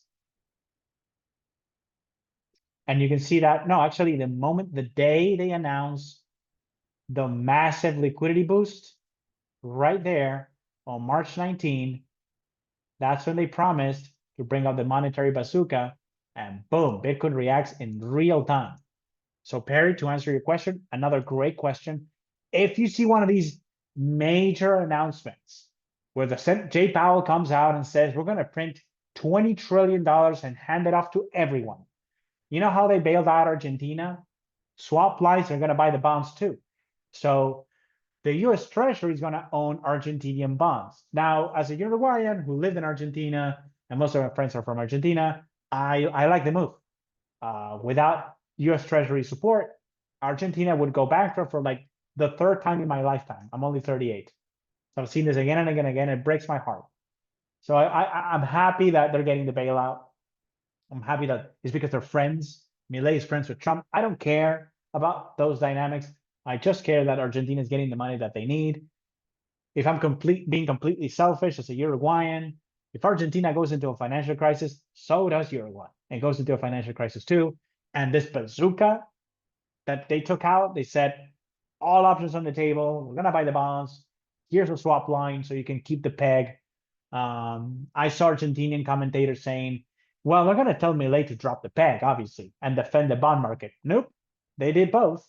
They said we're gonna buy bonds. We're also gonna give you money so you can keep the peg.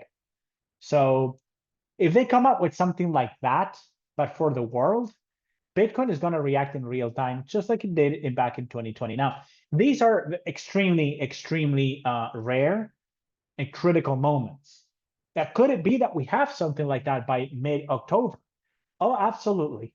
Absolutely. Now, I will say at that point, if we're going to have such an announcement, I would say we're going to see it on the astrological model. We're going to see it on the cosmic model. We're going to see it because that tends to even predict those events.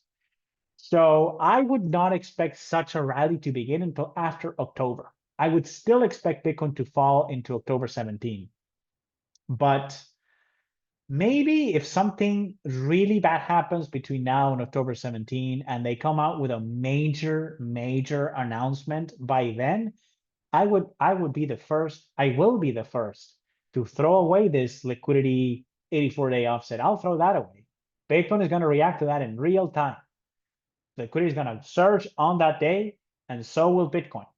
At moments like these, Bitcoin does not react with a lag with regards to money printing. It reacts in real time. We saw the same thing in November, so I don't know if you picked up on that, but Bitcoin topped out ahead of liquidity. So again, liquidity topped out, central bank liquidity tops out on December 8th. Well, it doesn't top out on December 8th because there is the offset. This is not exactly the same. We apply the offset, you can see that, okay, so we can use this thing too. So you can see that this topping up process, and you can see that Bitcoin is already falling. The reason it's already falling is because by November, Jay Powell said he would raise rates and he would suspend all the QE programs. That's where Bitcoin started falling ahead of liquidity. So Bitcoin traders, they didn't need to wait until this sell-off here to start pricing in lower liquidity conditions because the guy just came out and said and told you what he's going to do. He's going to end the QE programs. He's going to stop printing money. He's going to start raising rates more aggressively than any time in history on a relative basis. And so Bitcoin prices that in real time. The same thing happened in March of 2020. And yes, admittedly, this is a possibility. This is something to watch out for. That's actually a very good point. If something extraordinary happens, then you can forget everything I said about liquidity. It won't matter. Bitcoin will just power higher. But if upon such an announcement. Now, is there a possibility of that happening?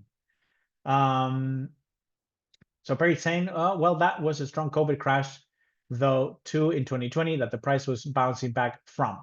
Yeah, but it started to bounce strongly after Jay Powell said, we're going to do yield curve control. I don't remember what the announcement was. It was massive liquidity injections, and he was not alone. It was all over the world. Swap lines, they brought up the whole kit to fight off this financial contagion. They came out and did something, maybe not as extreme, but similar. You would see Bitcoin react in real time, and perhaps that's one way that we can say, well, the bull market is still alive in spite of the pattern not looking too good right now. Now, can that happen? I wanted to answer that question. First up, I don't know. These are extremely rare. But I don't know. France is bankrupt. They have like 100,000 people protesting. The UK is bankrupt. They have millions of people protesting.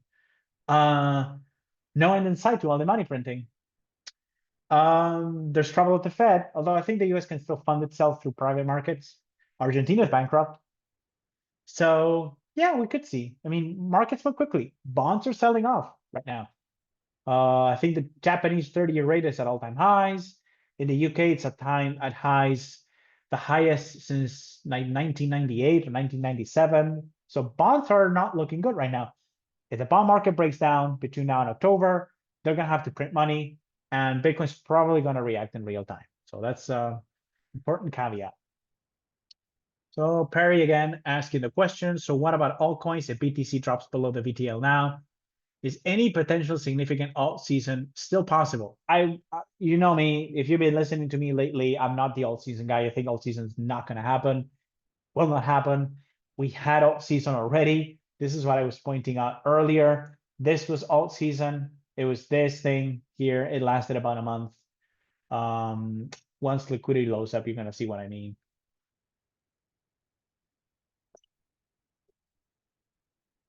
Oh, whatever you want. Takes forever to load this. Anyways, okay, here we go.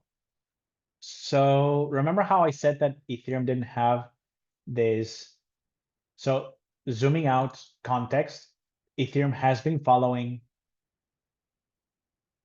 Well,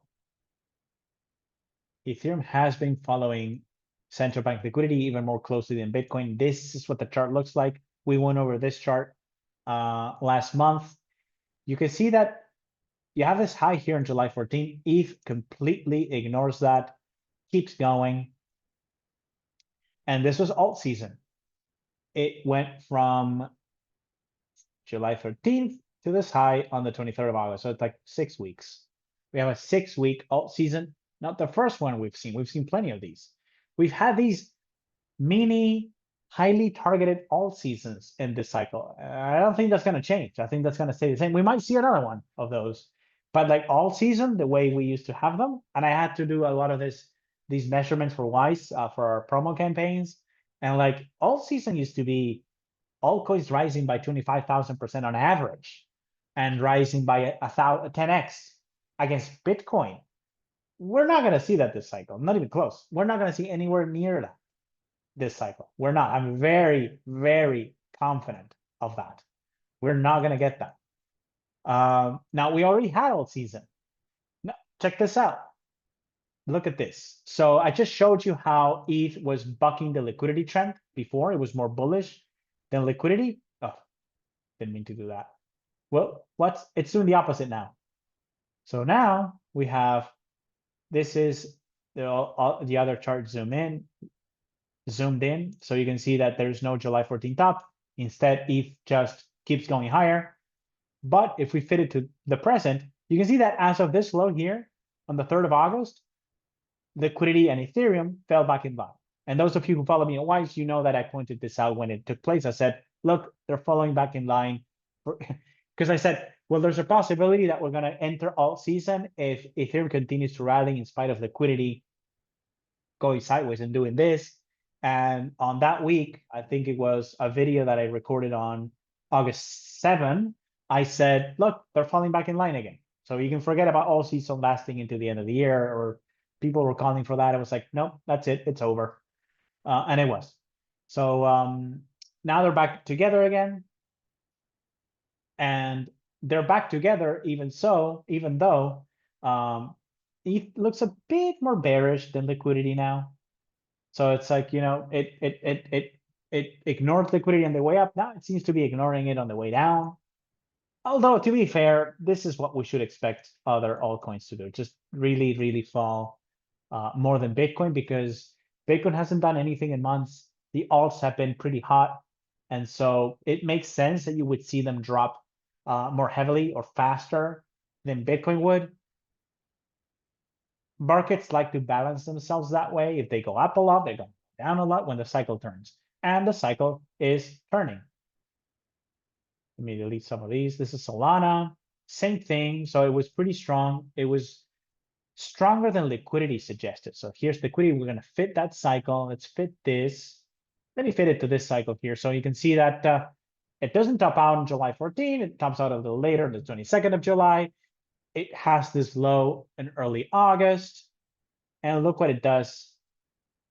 So this weak rally highlighted by liquidity between early August and mid-September, Solana rallies a lot more than liquidity would suggest.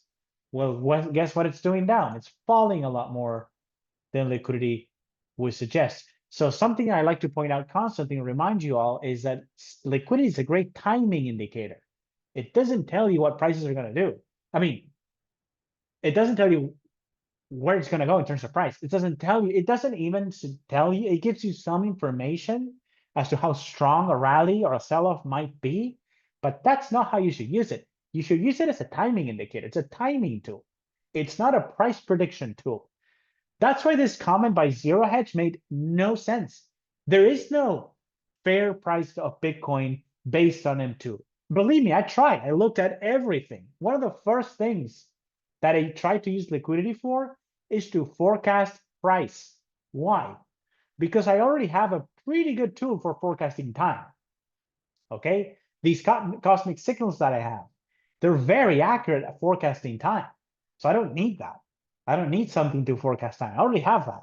I wanted something that would forecast price. And I thought, because I've seen other people do this on Twitter and in social media, I thought I could use them too. You can't. You can't. You have to constantly fit and refit the chart. You cannot use liquidity to forecast price. 100% you can't. I tried everything, nothing worked. In the end, I concluded that liquidity is a fantastic timing tool. It's an excellent timing tool, and it's freely available to the world. Anybody with a TradingView subscription enters public information. You don't even need TradingView. So it's a fantastic tool. But it's a fantastic timing tool. It's not something that's going to give you any sense of how high prices are going to go. So specifically what I mean in the case of Solana is we know by looking at the liquidity chart, we know to expect a rally between August 3, actually the low in liquidity is August 4. So we know to expect a rally between roughly the 4th of August and roughly the 23rd of September. That's what it's telling us. It's going up between these 2 dates. So it's prices are going to rally. How much are they going to rally? We don't know that. In fact, to my knowledge, I've never seen the perfect tool for predicting price. I know a lot of people use Fibonacci. I know some great Fibonacci traders out there. I just don't like it. There's too many levels. There's too many, like there's no, when I say October 17 is a low, it's October 17. When I say that Solana's probably going to rally between August 4 and September 23rd, those are the dates. I don't have a range of dates. Those are the dates. So what Solana doing is Solana's doing here is what you should expect it to do if you're using one of these liquidity indicators.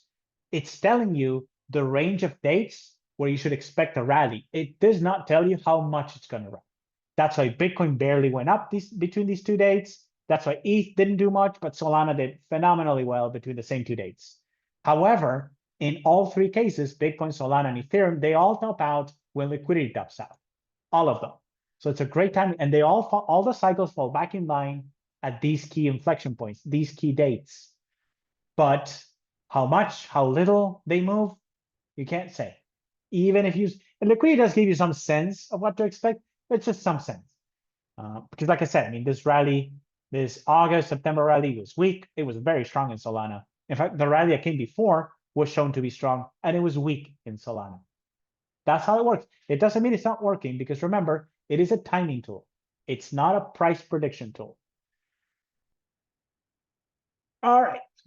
So if any time left today, yeah, we have like 45 minutes. If my voice allows, because I yell a lot during these streams, then I lose my voice for like a day. If not, I would do it every day. No, I can't do this every day. Not even once a week, because my voice can't handle it. That's why I have my water. All right, if any time left today, lots of questions still left now. So maybe 1 minute on each gold, silver, S&P, oil. All right, that's gonna be quick because I want to get to the other questions that are probably more crypto related. S&P, let's go to that first. First of all, I don't know how to use the liquidity offset on the S&P chart using dailies. So I need to use a weekly chart. Look, long story short for the S&P, it looks strong, looks very strong. I see no signs of a reversal. Now, the stock market, one thing you should know about the stock market, which is critical to understand trends in the stock market, is the stock market has this thing called positive drift. And positive drift means that it tends to go up. That's basically what positive drift is. It means that the stock market likes to go higher. Now, since the stock market likes to go higher, forecasting big deep corrections is very difficult. Usually you don't get those. So just in general, don't expect just because you see dips like this in liquidity, that doesn't mean the stock market is going to follow. The case in point right here. Now, the stock market does follow M2 much more closely. So for the stock market, I would not use central bank liquidity. I would use M2. I think it's a much better fit. It's not perfect, but it's a much better fit. Now, we also have to switch to a weekly chart because of this trading day, calendar day thing. So it's better to switch to a weekly chart. Admittedly, I don't pay a lot of attention to the stock market, so I may be completely wrong here, but it looks very strong to me. There we go. It does seem to follow M2 a bit more closely, right? I mean, it's a little better. Not sure about this 12-week offset. This is what most people use. Not sure about that, but you can see that there were two, at least the big corrections highlighted by M2 do have a matching correction in the stock market. I'm talking about these three. These three are pretty significant corrections, and all three do have a matching correction in the stock market. And then you have the sideways period. And during that sideways period, you have these two 20-week corrections. So the market was markedly weaker during that sideways period. So what I'm trying to say is M2 is pretty good for the stock market, and M2 is just going up. So I expect the stock market to continue being strong. And again, don't forget about this positive drifting. I talk about that in lesson 4, which is out on YouTube. The fact that the stock market has positive drift, it means it has a strong tendency to rally. So calling for corrections in this one is difficult. You can go for years without a significant correction. So it looks bullish to me. I would only expect the stock market to turn down if we see M2 turn down, really. Unless we see that, I would not be concerned. If I go back to a daily chart, it gets even, quote, worse for the bears. If you're a bear, it gets worse because we don't even have 20-week cycles here. This is a very good proxy for the 20-week filter. And this is a straight line up. So what I would say about the stock market is that even if it would turn down, an actual sell-off would not happen until Q2 2026 because the stock market has rounded tops. So the stock market is overvalued, blah, blah, blah. In order for the stock market to turn down, it really needs to sell off, rally, then it sells off again, then it rallies again. It does this for months and months and months, and then it turns down. This is why I have this double VTL rule. Let me see. Well, we need another one. Right? We need another one? No, we're good. So this is what it would look like. And the timing is not super correct here. So let's say you have these two 20-week cycles. You're looking at a low sometime in February. It probably rallies after that.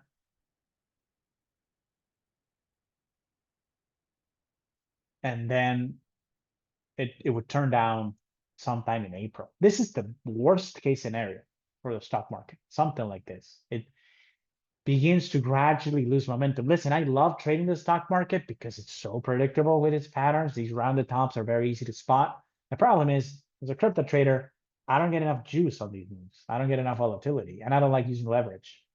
But it's very predictable. Stock market looks solid. Another tip for the stock market is that when I look at the stock market chart, so I bring up the S&P, that's my preferred chart.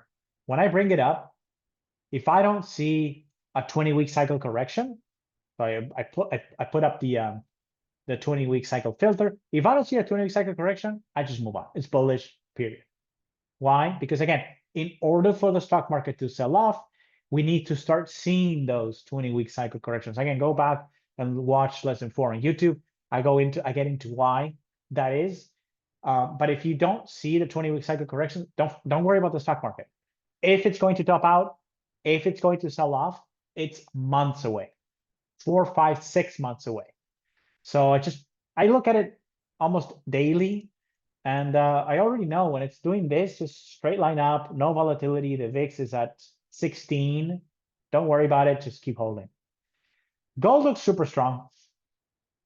I bought gold. My last gold position was deployed at 35.30. So I broke out above this April top, and I loaded up.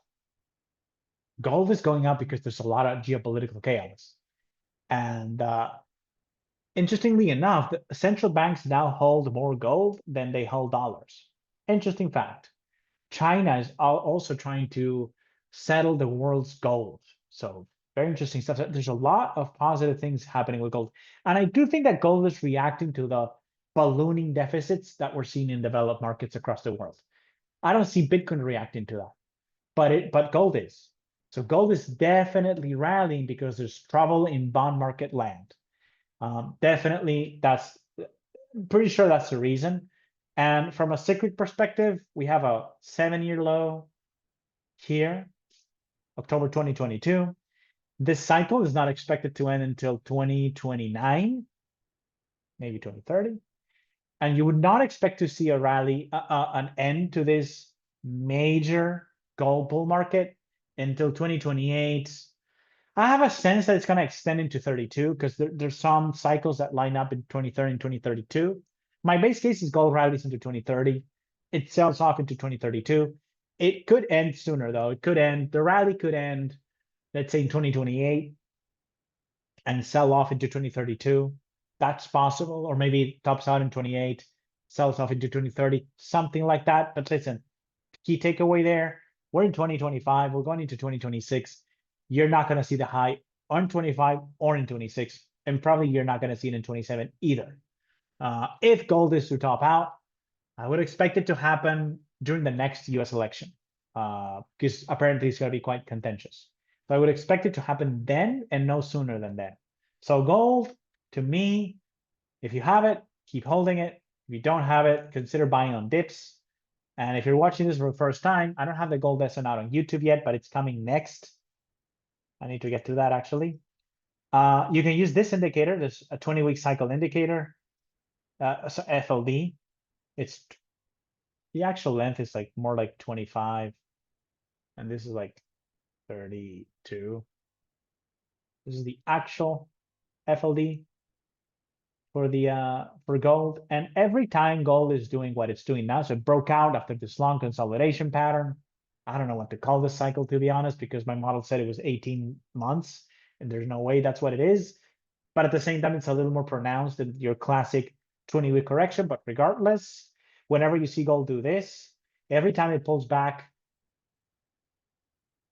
to this FLD and back above, that's a buy. Every time. And it works with remarkable consistency. So when it's in an uptrend, right? If you look at this consolidation period between, what was it?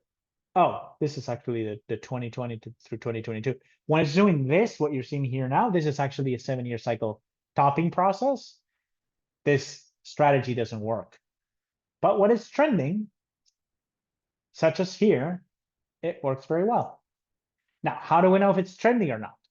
You look at the 7-year cycle. And I just told you, 7-year cycle bottomed in 2022. It's not expected to bottom out until 29, probably 2030. You should not expect gold's uptrend to break significantly. There's still there's still a matter of the 18-month cycle that we haven't seen in years. We have not seen it in years. So there's still a possibility that goes for another long, drawn out consolidation process, and maybe the filter will pick that up as an 18-month consolidation. I would buy that too. To be honest, I would buy that too. But I would buy it if it goes into an 18-month consolidation. And I think the next chance for that is, I think, was April, Perry. I don't remember. But even if I saw that, it's still a buying opportunity because you want to trade. You want to trade with that 7-year cycle that's pointing higher. You want to trade along. You just want to follow that. And also the fact that it's, to me, and this is just a pattern stuff. This is just trading cycle stuff. It's not really forecasting or anything. But the fact that gold went through this entire consolidation process and it just broke above it tells me that this rally has legs. We're probably going to see another crossing of the FLD and another crossing above the FLD. We're probably going to see one of those 20-week cycles that's bullish. We could probably buy that. And then maybe we can begin to think about a correction. In other words, that's another way of saying it just broke out. It just broke out and it's doing great. And the catalyst, you could not ask for a better catalyst. Bond markets, the world's largest economies are all going bankrupt except for China and India and the new emerging markets. But in the developed world, in the Western hemisphere, they're all bankrupt. They're all printing money and gold is reacting to that. So the catalyst, you could not ask for a better catalyst. The cycle picture looks pristine. This is extremely bullish assets. I have nothing bad to say about gold, except for that, the fact that we haven't seen an 18-month correction for quite some time. I believe the filter for that. But there we go. Just a warning, guys. My AirPods are running out of battery, so if you stop hearing me, just say something because I don't want that to stop this conversation. There we go. So let's see. This is the 20-week, 18-month FLD. 18-month FLD right here. And notice that the last time gold got close to the FLD was back here in October of 2023. We have not seen prices retreat back to that FLD since 2023. It's been 2 years.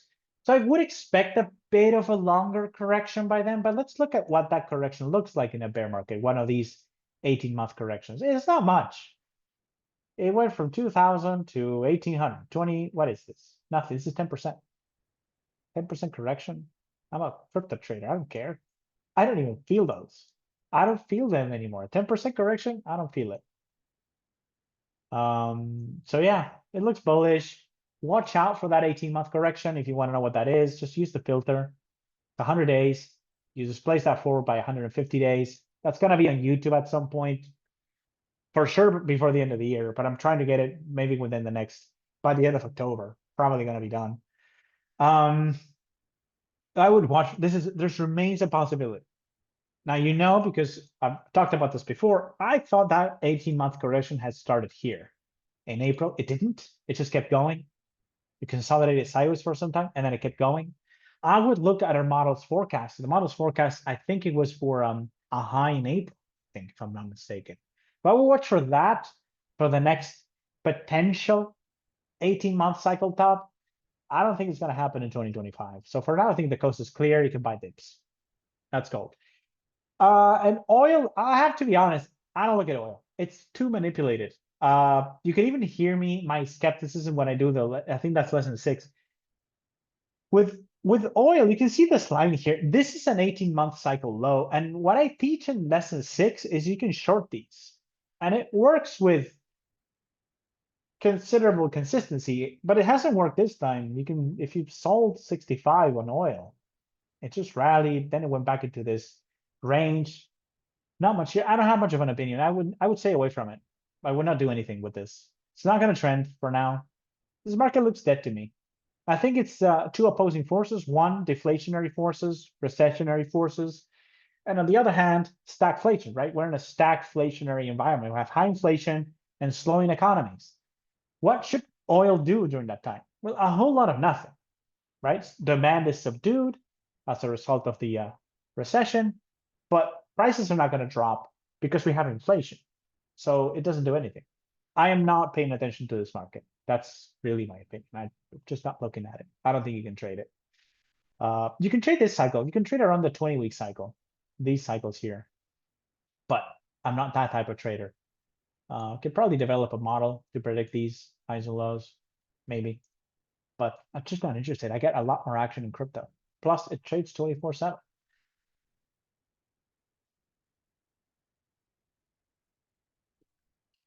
Song is asking, is there any correlation between gold and central bank liquidity, gold and BTC? Yes, Sung, there is.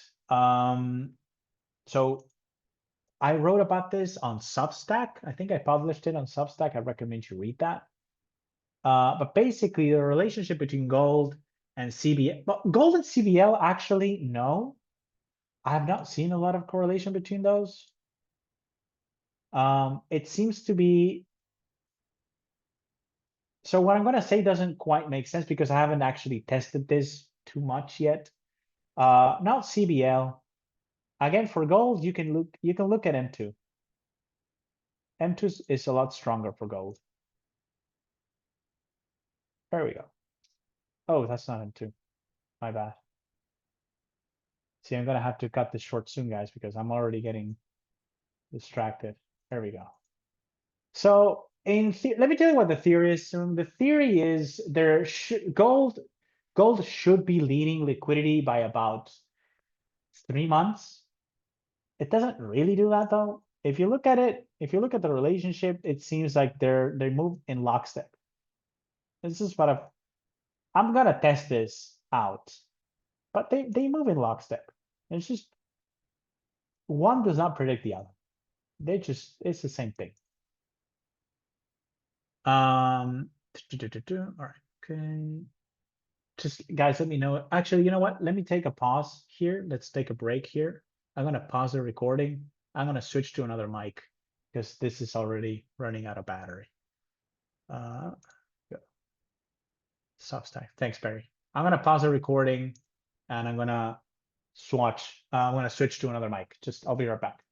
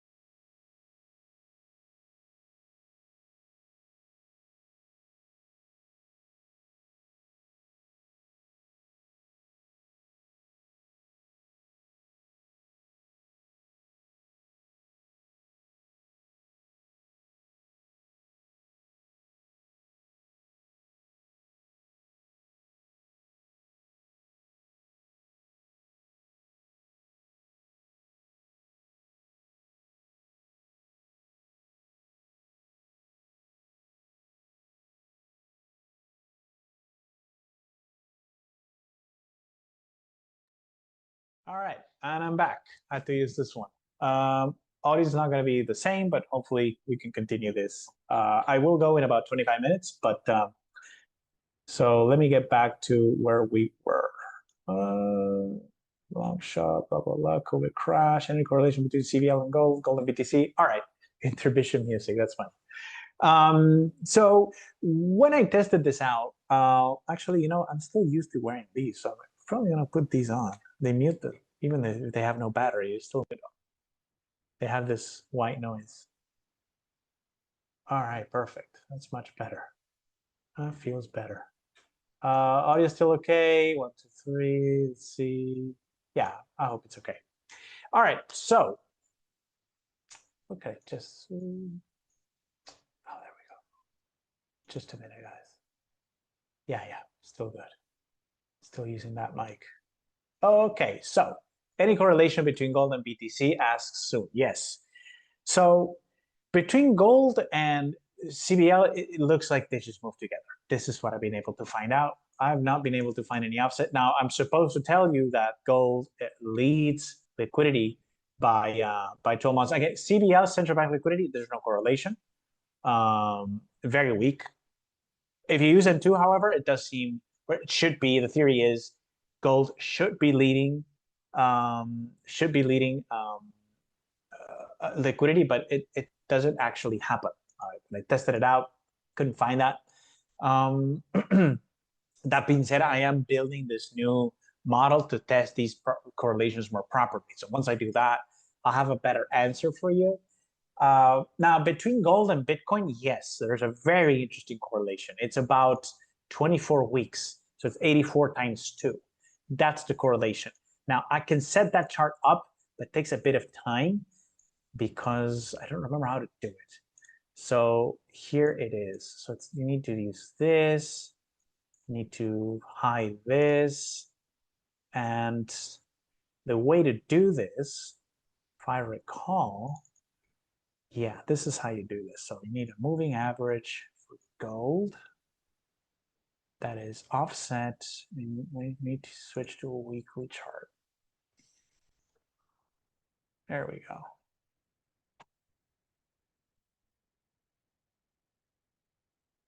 Oh no, let's keep those. I didn't know I had locked drones. So this is gold. We're gonna move this to a new right scale. There we go. So that's gold, and we're gonna turn this into a line so you can see it better. And I'm gonna make Bitcoin, this time Bitcoin is gonna be orange. So we make Bitcoin orange. This is a weekly chart, and then we're gonna take gold and we're gonna move it forward. Oh, this is what we do, sorry. Pin to, what is this? SMA. Well, you need to use pin to scale A, there we go. All right, so it's gonna be red. So gold's gonna be red. And we move it forward by 24 weeks. Is that it? This is gold, 24 weeks, and Bitcoin. Yeah, that's a relationship. So a couple of things there. I'm using the BLX here because, well, that's the best. It's the most long-term chart of Bitcoin that there is. However, they stopped reporting data in August. So this is not up to the present day. This is gold. You move it forward by 24 weeks. So that's the offset, it's 24 weeks. You have to use weeks. You cannot use days because gold doesn't trade every day. So you have to use weeks. Unless maybe we can use Paxos Gold in the future, and then you have the 24-hour, 24/7 chart. But since we don't have that, you need to use 24 weeks and use a weekly chart. Now, not a perfect relationship, but what I did find is that at key lows, at key highs and lows, yeah, there is a relationship there. You can see it here. This chart, for example, topped out. We have this 24 forward-looking gold chart topped out in January of 2021, and Bitcoin topped out not too much later. Around March, it had what looked like an 80-day, sorry, what looked like its bull market top. In the end, it rallied again, but actually a lot of on-chain metrics back in 2021 topped out here in Q1 of 2021, and gold was as a forward-looking indicator was warning that maybe that was it, and it kind of was, because by November we have a retest of that high here, and gold was also making a cycle high, this forward-looking chart, but it's a lower high. And what caught my attention about this is that a lot of like transaction volume, transaction fees, a lot of on-chain metrics looked a lot like this. They also rallied into a high in November, but it was a lower high, lower than the high from Q1. So gold was a pretty good way of seeing that correction happen ahead of time. Again, not a perfect relationship, but it is there at key inflection points. I believe the low is also, it's a little later. So the gold forward-looking chart tells you to expect a low, sometime in March, April. And we have a low between December and November. So again, not perfect, but kind of. And then it did launch into a new bull market. And but these intermediate corrections, you don't really see them between gold and Bitcoin. Not really. What I've noticed is that gold and Bitcoin top out at key moments in time, the 4-year cycles. They're quite lined up. See the same thing here. This is 2019. Again, this is on the Substack that Perry shared. If it's not, I'll put it up. I think I put it up on Substack. If you don't see it, I'll put it up, by the end of the week, so you can read the whole thing, because I went through the whole history. And it, again, not perfect, but gold is telling you to expect a bear market low sometime in January 2019. It was a month earlier, on December of 2018. Once again, here, gold is telling you, hey, important high here, February 18. Altcoins topped out in January, Bitcoin tops out in December. So it can be off by a few months, but it's still pretty good, considering there should be no relationship between these two. And if you go back into the past, the relationship was flipped, actually. Bitcoin used to lead gold.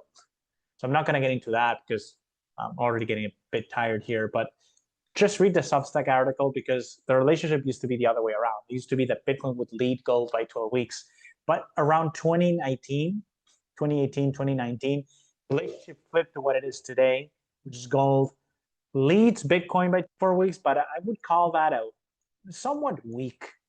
It's a somewhat weak correlation. I mean, you can find some interesting correlations here, like this sell-off here, but it lasts a lot longer in the case of Bitcoin as opposed to gold. Some other corrections are pretty interesting. Like, for example, gold moved forward by 24 weeks, told you to expect some type of correction here in February 2020, and for that correction to end sometime around April. That's the COVID crash. Then gold's COVID crash, which is here because it's, again, moved forward by 12 weeks. Gold's COVID crash warned of this 80-day cycle correction September 2020. But again, not super strong. What I have noticed is that if Bitcoin is going to make a 4-year cycle high or low, yeah, you tend to see that in the price of gold. This is actually one reason why we may not be seeing a bull market top in Bitcoin, because gold has not topped out. And we usually see that. We usually see gold top out 24 weeks before Bitcoin. Plus, give or take a month or two. Well, yeah, give or take a month. We see gold top out ahead of Bitcoin. We're not really seeing that this cycle. So that's one possible counter argument for what I just laid out here, which is pretty bearish. I wouldn't say the bull market is ended, but it's starting to look that way. But not if you look at gold. If you look at gold, it actually looks like the bull market will continue after a period of consolidation. But again, the relationship is not super strong. So I would not be surprised if the next time crypto tops out, gold is just moving higher.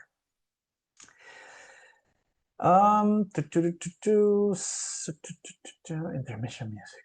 Oh, did I get to all the questions? No way. Any correlation between gold and CBL? Yes. Intermission music. All right. So anytime left today, lots of questions still left. 1 minute each. Gold, silver, oil. I already did those.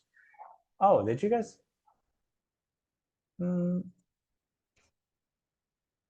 Many questions above. How come I didn't see those? All right, let me see that. Oh, okay. So these are, oh, I don't know. Maybe it looks weird on my chart. Apologies for the sound interruption. Not good for the first AMA. I came from my astrology background. Do you have a video discussing how you incorporate, I'm assuming, astrology into your forecast? Apologies if outside the scope of this AMA. Not at all, Kevin. It's not outside the scope at all. I have a YouTube video that explains that, and I wrote I think I have a YouTube video. It's in one of our previous AMAs. So all the YouTube videos are part of these AMAs. I went into how it works in one of those. Let me just remind me on Discord and I'll find the video. I don't know. I don't remember exactly which one it is. Basically, to break it down, the way I use it is I look at angles between planets, just angles. And I use basically the whole solar system, like the usual suspects, the Mercuries, the Venuses, the Saturns, the Neptunes, and the angles between them. I check every angle, every 30 degrees or so. So 30, 45, 60, 90, 180, 270, the whole lot. 360, which would be the conjunction. So I check out all the angular relationships between all the planets, which is a very long list. Then I run cycles in the purest Hurst fashion. So I run classic Hurst cycles to find all the highs and lows in the price of Bitcoin. And then I just lay these two tables together, the highs and lows, all the cycle highs and lows in Bitcoin. And I compare those with all the angular relationships between two planets. And then what I do is I just find if there are any pair of planets at a certain angle that correlate, that have a strong correlation or have had a strong correlation to 80 days, specifically 80-day cycle highs and lows in the price of Bitcoin. And that's how I do it. And then I find whatever the connection is. And there's many. So basically there's about, there's like 10,000 different combinations of angular relationships and planetary pairs. And out of those 10,000, I'm making that number up, by the way. It could be more, it could be less, but it's thousands. So there's thousands of potential combinations. And out of those, I just select the ones that have historically proven to have a strong correlation to Bitcoin highs and lows. And then I just take those specific angular positions. Let's say, Venus square Mars, for example. So 90 degrees between Venus and Mars. I take that and I find all the instances of that happening in the future. And then I run this with all the aspects, all the relationships that I found to be statistically significant. There's usually about 100 of those. Not more than that, maybe less, maybe 50, depends on the cycle. It's got between 50 and 100. So you go from 10,000 different possibilities to about 50 to 100 of them. And then you just look for them in the future. And you build an index based on how strong, how many cycles that specific relationship has caught in the past. So let's say 20% of highs took place with Mercury square Venus, then that gives it that gives that specific configuration a score of 20%. Then you stack them together and you create an index. When that index peaks and has readings above, then I do a z-score on that, because you can't use just raw 20%, 100%. They don't mean anything. So then I z-score everything. So I go from percentages to standard deviations, which is a more proper way to measure these things. And then anything that's above one standard deviation in terms of how significant the signal is goes into the forecast that you see on Discord. That's where all the dates come from. They're basically, what they're measuring is standard deviations from the mean within a time period. And what I've found is that movements that are above 3 standard deviations, such as the one from October 17, are highly significant. Even something that's above 2 standard deviations is quite significant. And anything above 1 standard deviation is significant, but not as significant. So it really works, in my opinion, because the higher the intensity, the higher the standard deviation from the mean. So the higher deviation from the mean, the stronger of a market turn you're gonna get. And in my opinion, that kind of proves the model. It's pretty powerful, and it's kind of unique. I've not met anybody doing this type of specifically this type of work. It's very numeric. There's no interpretations, no Astro charts, nothing. It's just angular relationships between two or more celestial bodies. Then you just run a bunch of filters to filter out only the ones that are statistically significant. And then you just project those into the future and you see where you land. That gives you dates. It gives you specific dates. And then you just look to see what happens when those things happen in the future. In the past, it has been pretty accurate. So far, it's been pretty good. The last time we had a high intensity reading, it was over 2 standard deviations, was here on September 20th. It pointed to a turning point, specifically pointed to a high, but we knew it was going to be it pointed to a low. We suspected, or I suspected it was going to be a high just based on the position of the market, and it was. And you can see those 2 dates here, highlighted here. But honestly, every significant turning point in the price of Bitcoin in 2025 and in 2024 was highlighted by this astrological model. So I call it a cosmic indicator because it's not really astrology. I'm not doing interpretations. I don't care about that stuff. If you look at the tables that I use, it's like it's an ephemeris. It's just numbers, and then just angular relationships. That it's purely numerical, and I'm purely trying to find correlations in the past between highs and lows of different intensity to specific planetary configurations. But I check all of them, and there's thousands of combinations. I check every single one. I'm not selective at all. I built the model in such a way that it could not work. Basically, there was no statistical correlation between, geocosmics and Bitcoin, then the model would have said that. It would have said, I haven't found anything. But it found a bunch. But I would say like maybe 2% of all possible combinations are relevant for Bitcoin or for any asset class. It's usually no more than that. So out of the thousands of possibilities, you end up with a bunch. And out of that bunch, even 10% of those are really significant, and the rest are just, and they're there for color. So, which I think also proves the model's power, because it's not like throwing spaghetti at the wall. It's not just a whole lot of things. No, it's just very selective. It really selects a specific set. Now, I haven't done any interpretations on that set. I don't know what it means. I don't really care. I will say, for example, that Neptune and hard aspects between Neptune and the sun are very important for Bitcoin. And for an astrologer, that doesn't really make a whole lot of sense.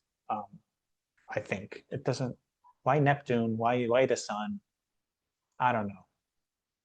And there's other weird patterns too.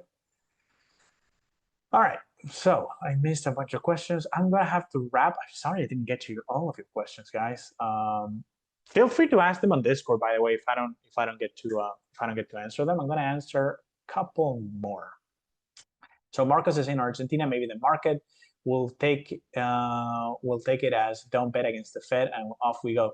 Marcos, no, I don't think so, because the markets tend to react to large liquidity injections. Now, Argentinian markets are reacting to that. The peso rallied strongly, the stock market rallied strongly, the bonds rallied strongly. All of that was definitely affected by this bailout. But we're talking about $20 billion. I think Uncle Sam spends more than that every day. Probably a lot more than that every single day.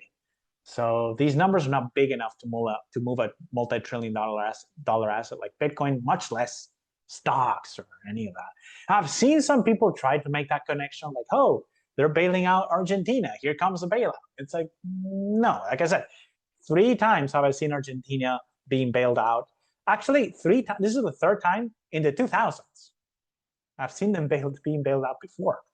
But when I said 3 times in my lifetime, I mean specifically in the 2000s. One time I was living there. I was living in Argentina while the bailout was taking place. Nobody cared.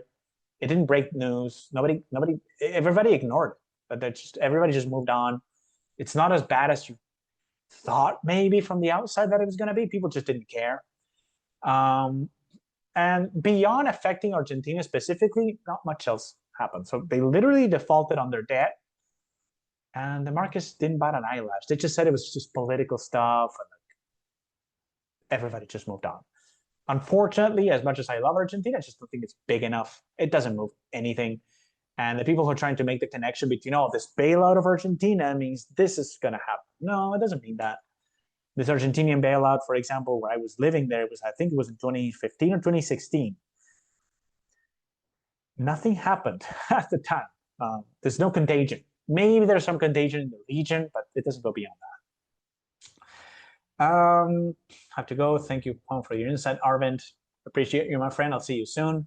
I like your nomenclature better, says Kevin. It's simpler than knowing what a primary cycle means. I feel like people can handle knowing there's an orb. Kevin, I agree and I don't. Because when I say these cycle studies, and when it says that it's a 90-day cycle or 87-day cycle, that's over the entire study. So that's since 2017 through the present, it's 90 days. So it changed. And I don't know that I should keep calling it an 80-day cycle. Should I call it a 90-day cycle now? Should I call it an 87-day cycle? I know what you're saying. People can't handle that, the fact that there's an orb. But I feel like if you call it a primary cycle, well, that's always correct. It's a primary cycle. You can say it's a primary cycle, it lasts 80 days. Oh, now it's lasting 90 days, but it's the same cycle. So I can see Ray's point too. I think there's a case to be made for both. Personally, my model will continue to use 80 days as an input because the name of the cycle, it extracts filters and FLDs and stuff from that. If I fed my model primary, it wouldn't know what to do with it. But if I feed my model at 20-day cycle, or 80-day cycle, or 320-day cycle, it knows what to do with that. So I can't tell the computer, hey, find me the primary cycle, because it doesn't know what that is. If I tell the computer, find me the 320-day cycle, it will go and find that cycle for me. So I'm probably going to still continue to use both, to be honest. And then Perry is saying, wouldn't higher inflation also play into nominal prices? 100,000 isn't what it used to be. 100% Perry. This is why I keep saying, if Bitcoin goes to $1 million is not going to buy the same thing that it buys today. But in the short term, listen, the fact that inflation, so inflation is probably higher than it's being reported in the United States, because I've been flying there at least once every 90 days for 7 years, 7 to 8 years now. So I go there constantly, and inflation is mind-blowing in the United States. So it's much higher than officially reported.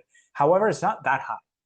And what I mean by that is, in the very near term, if Bitcoin were to sell off, and look, I mean, as we're wrapping up this AMA, it looks like the VTL might actually be crossed. And if it is, guys, I mean, this is not looking good. I'll say that. I'll leave it at that. Of course, we're going to continue the conversation on Discord, but I don't want to see this crossover. And I think everything points to this crossover actually taking place. And that's not, let's just say it's not bullish at the very least. Where was I? Inflation. So over time, I believe actually this is why Bitcoin continues to make higher lows after a bear market. It's inflation. Maybe if you do an inflation adjusted Bitcoin index, it actually does pull back to the same price. No, I don't think so. I think Bitcoin beats inflation by a wide margin. But yeah, this is the reason why long term, yeah, eventually 100K is going to become the floor for Bitcoin, simply because the unit of account, the dollar, has been devalued since. But in the near term, that's not really how it works. Like between now and late 2026, if Bitcoin hits, or Bitcoin has hit a 4-year cycle high, not saying that's what you're saying, Perry, but what I am saying is, if this is the 4-year cycle high, inflation be damned, this thing is going to go down 50% at least. All right, so I do have to go. I am getting tired. So Seth is saying that it was AMA on August 22 that we talked about the astrological stuff. Kevin, again, just ask me on Discord. I'll find the video, because that's a long AMA. I think I led with that, but I'm not sure. But I do know that I put that video out on YouTube. That specific section, I put it out on YouTube. A reason I know that is because I wrote a whole article on that for Wise a few weeks later, and it was based on that video. So I watched the video and I wrote the article. So I know I got into that more in depth there. And hey, welcome to the group. And this is definitely the conversation, the place to have those conversations. There's not a lot of, I noticed that I have a lot more astrologers now following me. I really appreciate you guys. I would consider myself an amateur an amateur astrologer. I don't know much. But specifically for when it comes to market forecasting, I am very, let's just say, by the numbers. I don't care about interpretations. I don't care what this planet means, that planet means. I try not to use things like the nodes of the moon because these are geometric points. They're not real things. I think the node is where the moon crosses the ecliptic. That's not a planet. That's just a calculation. I stay away from that too. I do use a geocentric cycles. I don't use heliocentric. So I do incorporate the retrograde motion into the models. I find it useful. But other than that, I just stick to the numbers. And you can see there in that video that I discussed this video on the Y Files. Love that channel, by the way. Shout out to the Y Files and AJ. And I got the inspiration for this particular model from a video that I watched in May of 2023, where the guy AJ, the presenter of the Y Files, he's talking about a bunch of things, and he specifically discusses a guy by the name of John Nelson in the 1940s was using planets to predict sunspots with 90% accuracy. And by the way, I don't know if you know him or not, but those of you who know Ray Merriman, Ray knew Nelson. He knew him from way back in the 70s or the 60s. Apparently, he started attending astrological conferences after doing the study. So he wasn't an astrologer, but when he did the study, he became one. He became interested in astrology because he had this model to predict sunspots. And why was he trying to predict sunspots? Because sunspots affect radio communications. I think I went into that in that video, but I also highly recommend that you watch the Y Files video because it's a fascinating story. It's a true story. The Nelson model or Nelson study, it is true, and it does work. And he was just using a few planets, and he found out that sunspots are caused by the movement of planets, and we already know that sunspots do affect life here on Earth. So when I heard that, I thought, and then AJ in the video, he recognizes that. He says, if it sounds like like this would be he's just something along the lines of, if this sounds like it validates astrology, yeah, it kind of does. Because that's what I was thinking while I was listening to this video. I was like, well, this proves that astrology works then. If it's causing sunspots, the planets are causing sunspots, and the sunspots are affecting life on Earth, then isn't that what astrologers say? So that's why I got into it. That's when I developed them. I use that as inspiration to create this model. All right, so Marcos, one last question. I know you're asking in the Discord, so I'm just going to answer here, and then I'm going to answer in Discord. So you say, when you have time, could you give us your current view analysis on ETH in the Discord? I went into that, Marcos, but I will say, I can get into that. Just ask me again on Discord. All of crypto is highly correlated, all of it. And so Bitcoin is about to cross this VTL. I'm not saying it will, maybe it won't, maybe it rallies. We still have a few hours before the US markets are closed. But if Bitcoin crosses below the VTL, you can kiss all of crypto goodbye. I'm not just like, I know that may sound blunt, but yeah, just kiss it goodbye. It's over for now. It's over for now. Doesn't mean the bull market is over. Doesn't mean the 4-year cycle high was in August. There's a possibility that it was in August, but that's not what I'm saying. What I'm saying is this rally is done. We're not going to see it being done on ETH because the 80-day VTL, which is what I use to call for the end of the rally, is too far away in the case of ETH. But if Bitcoin crosses the VTL, everything else will follow. Every single crypto asset will follow, except maybe Tron, which trades on its own beat. It does its own thing. Fascinating asset. If you don't know Tron, not financial advice, but you should look into it because it trades like it's on its own world. Hasn't even had a bear market in years. Like there's not even a 4-year cycle on this one. But ETH, ETH is just going to follow liquidity. It's just going to follow Bitcoin. And look at what liquidity is doing. Oh,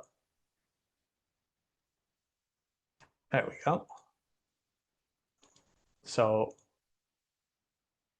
and with this, I promise I'll wrap up. I never quite know when to end these, do I? I just enjoy doing this, even though I'm tired. You can see the liquidity is falling even today. Like liquidity picture is not constructive.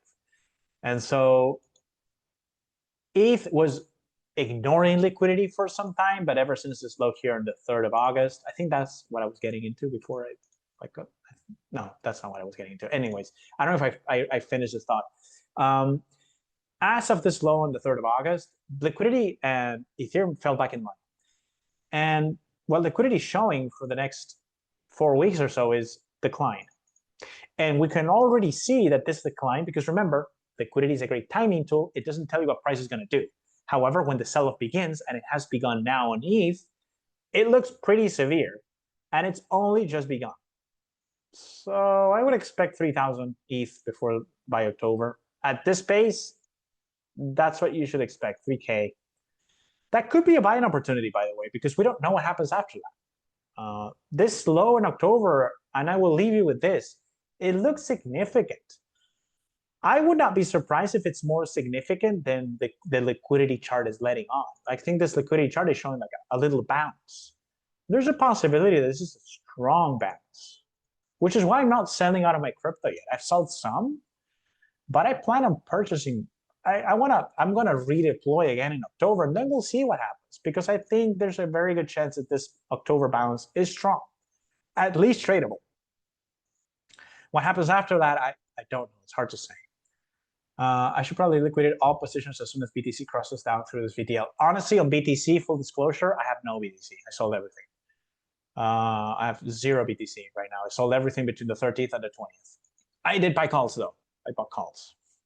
And I sold a bunch of puts between 100 and 105. So I want to redeploy. But yeah, I sold out of Bitcoin. And the reason I sold out of Bitcoin, but not ETH, is because Bitcoin looks horrible. It's been underperforming liquidity. Whereas Ethereum, Solana, BNB is looking great. Like I have BNB. I'm not touching it for now. I think if anything, I'll sell after this October bounce.